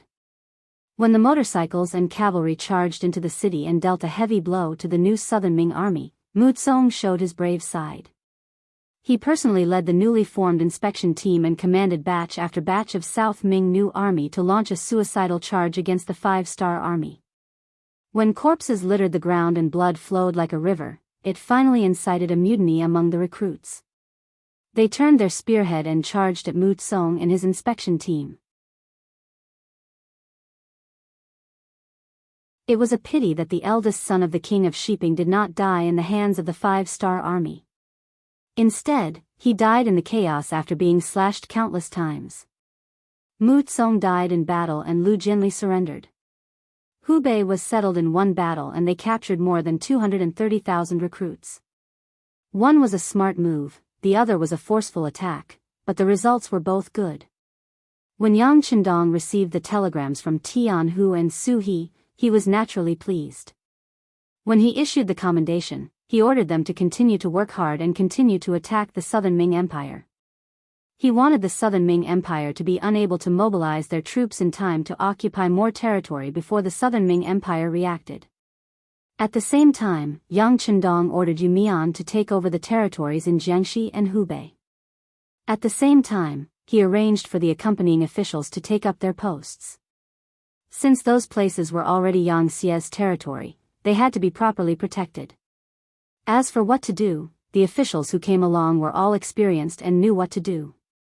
After arranging all these, Yang Chendong looked at the Guangzhou prefecture in front of him and felt that it was a bit of an eyesore. Before he could think of a solution, the 3rd Army's commander Wu Sheng and 2nd Army's commander Xiao Feng came to him and requested to attack the city. Obviously, they were stimulated by the victory of their brothers. Yang Chendong was naturally gratified by the general's overflowing fighting spirit. He also felt that it was about time. They had already surrounded and bombarded the city for 5 days. It was time to give them a result. From tomorrow onwards, increase the intensity of the bombardment. Also, get the Air Force to distribute leaflets. Tell them that they only have 1 day. If they don't surrender, they will burn the Guangzhou prefecture.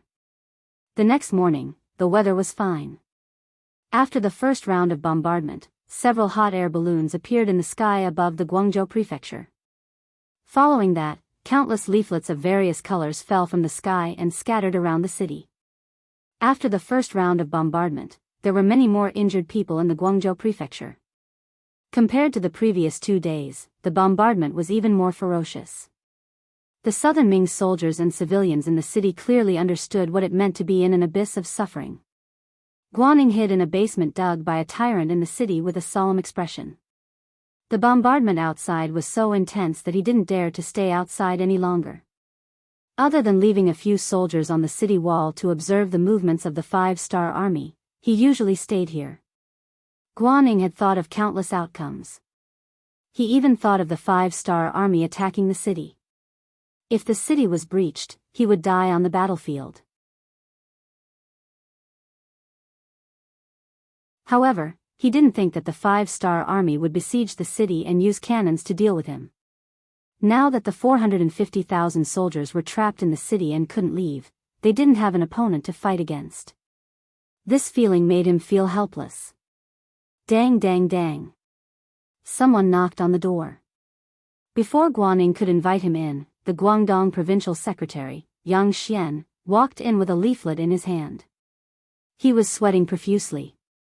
General Guan, look at this. It's all over the city. The situation isn't good. Guaning reached out to take the leaflet. After reading the first few lines, Guaning flew into a rage. This is impossible. The Nanchang Prefecture and Jiangxi Prefecture have a total of 550,000 soldiers. How could they be breached in such a short time? This must be a rumor spread by the 5-star army to attack our morale. Yang Xian didn't answer this question. He didn't know how to answer it. Logically speaking, this was impossible. However, after seeing the power of the 5-star army's cannons, he had to admit that the 5-star army could do what the Southern Ming army couldn't. Just like the Guangzhou prefecture under his feet. Was it because the 5-star army couldn't take it down? Of course not. They just wanted to capture him. However, looking at the contents of the leaflet, if they didn't surrender, the cannons would be even fiercer. They might even set the city on fire. It was obvious that the 5-star army was angry. They would rather give up the Guangzhou prefecture to deal with them. If they really wanted to burn the city, they wouldn't have anywhere to hide. Yang Xian hurriedly came to find Guaning, hoping to discuss a solution. After reading the leaflet seriously, Guaning turned around and asked Yang Xian, "Sir Yang, do you think that Nanchang and Jiangxia prefectures have really been breached? What does it matter if they are breached or not? The important thing is that we don't have time." The five-star army had already made the final announcement through the leaflet. Either we rush out and fight the five-star army, or we abandon the city and escape. Otherwise, we can just stay in the city and wait to be burned to death. Yang Xian reminded Guaning. At this moment, Guaning didn't care about whether Nanchang and Jiangxia prefectures had been breached or not by the five-star army. Yang Xian was right. The difficulty in front of them was the most important. Didn't the five-star army say that they will take in the wounded? Send our wounded out of the city and we will break out. I believe that the emperor won't blame us. If there is a crime, I will bear it. Guaning finally thought it through. He wanted to send the wounded out and reduce the burden on the army before breaking out. He had a feeling that the five-star army was playing the trick of surrounding 3 and missing 1. However, he didn't have a choice now, right? Once the hundreds of thousands of soldiers rushed out of the city, there would be many who would escape. This could be considered as leaving some seeds for the southern Ming army. After finally making a decision, Yang Xian let out a sigh of relief after hearing Guan Ying's decision. He was afraid that Guaning would still be indifferent. If that was the case, then the problem would be serious. He was afraid that the wounded soldiers wouldn't be comforted and a mutiny might occur. If that was the case, then there was no need for the five-star army to make a move. The hundreds of thousands of soldiers would kill themselves. Yang Xian let out a sigh of relief and seemed to be afraid that Guaning would go back on his words. He hurriedly said, "Okay, I will arrange for the wounded soldiers to be sent out of the city. I hope that the five-star army will keep their promise and treat them." Yang Xian's shout could be heard from the top of the Guangzhou city's city wall. He expressed that he was willing to hand over the wounded soldiers to the five-star army and hoped that they would be treated well. Soon after, the western city gate opened and some southern Ming soldiers carried or supported the 20,000 wounded soldiers out of the city. Then, the soldiers in charge of escorting the wounded soldiers hurriedly returned to the city and closed the city gate from the inside. The five-star army continued to watch and didn't take the opportunity to attack. It wasn't until the gates of the Guangzhou city were closed that some soldiers rushed forward and brought the wounded soldiers back. The medical personnel who had been waiting for a few days also came forward and began to classify the wounded soldiers and treat them. "They're quite cooperative." Commander Wu Xing chuckled. Yang Chendong's expression didn't change. Everything was within his expectations because he knew that the enemy was going to break out. "It seems that we don't need to burn down the Guangzhou city."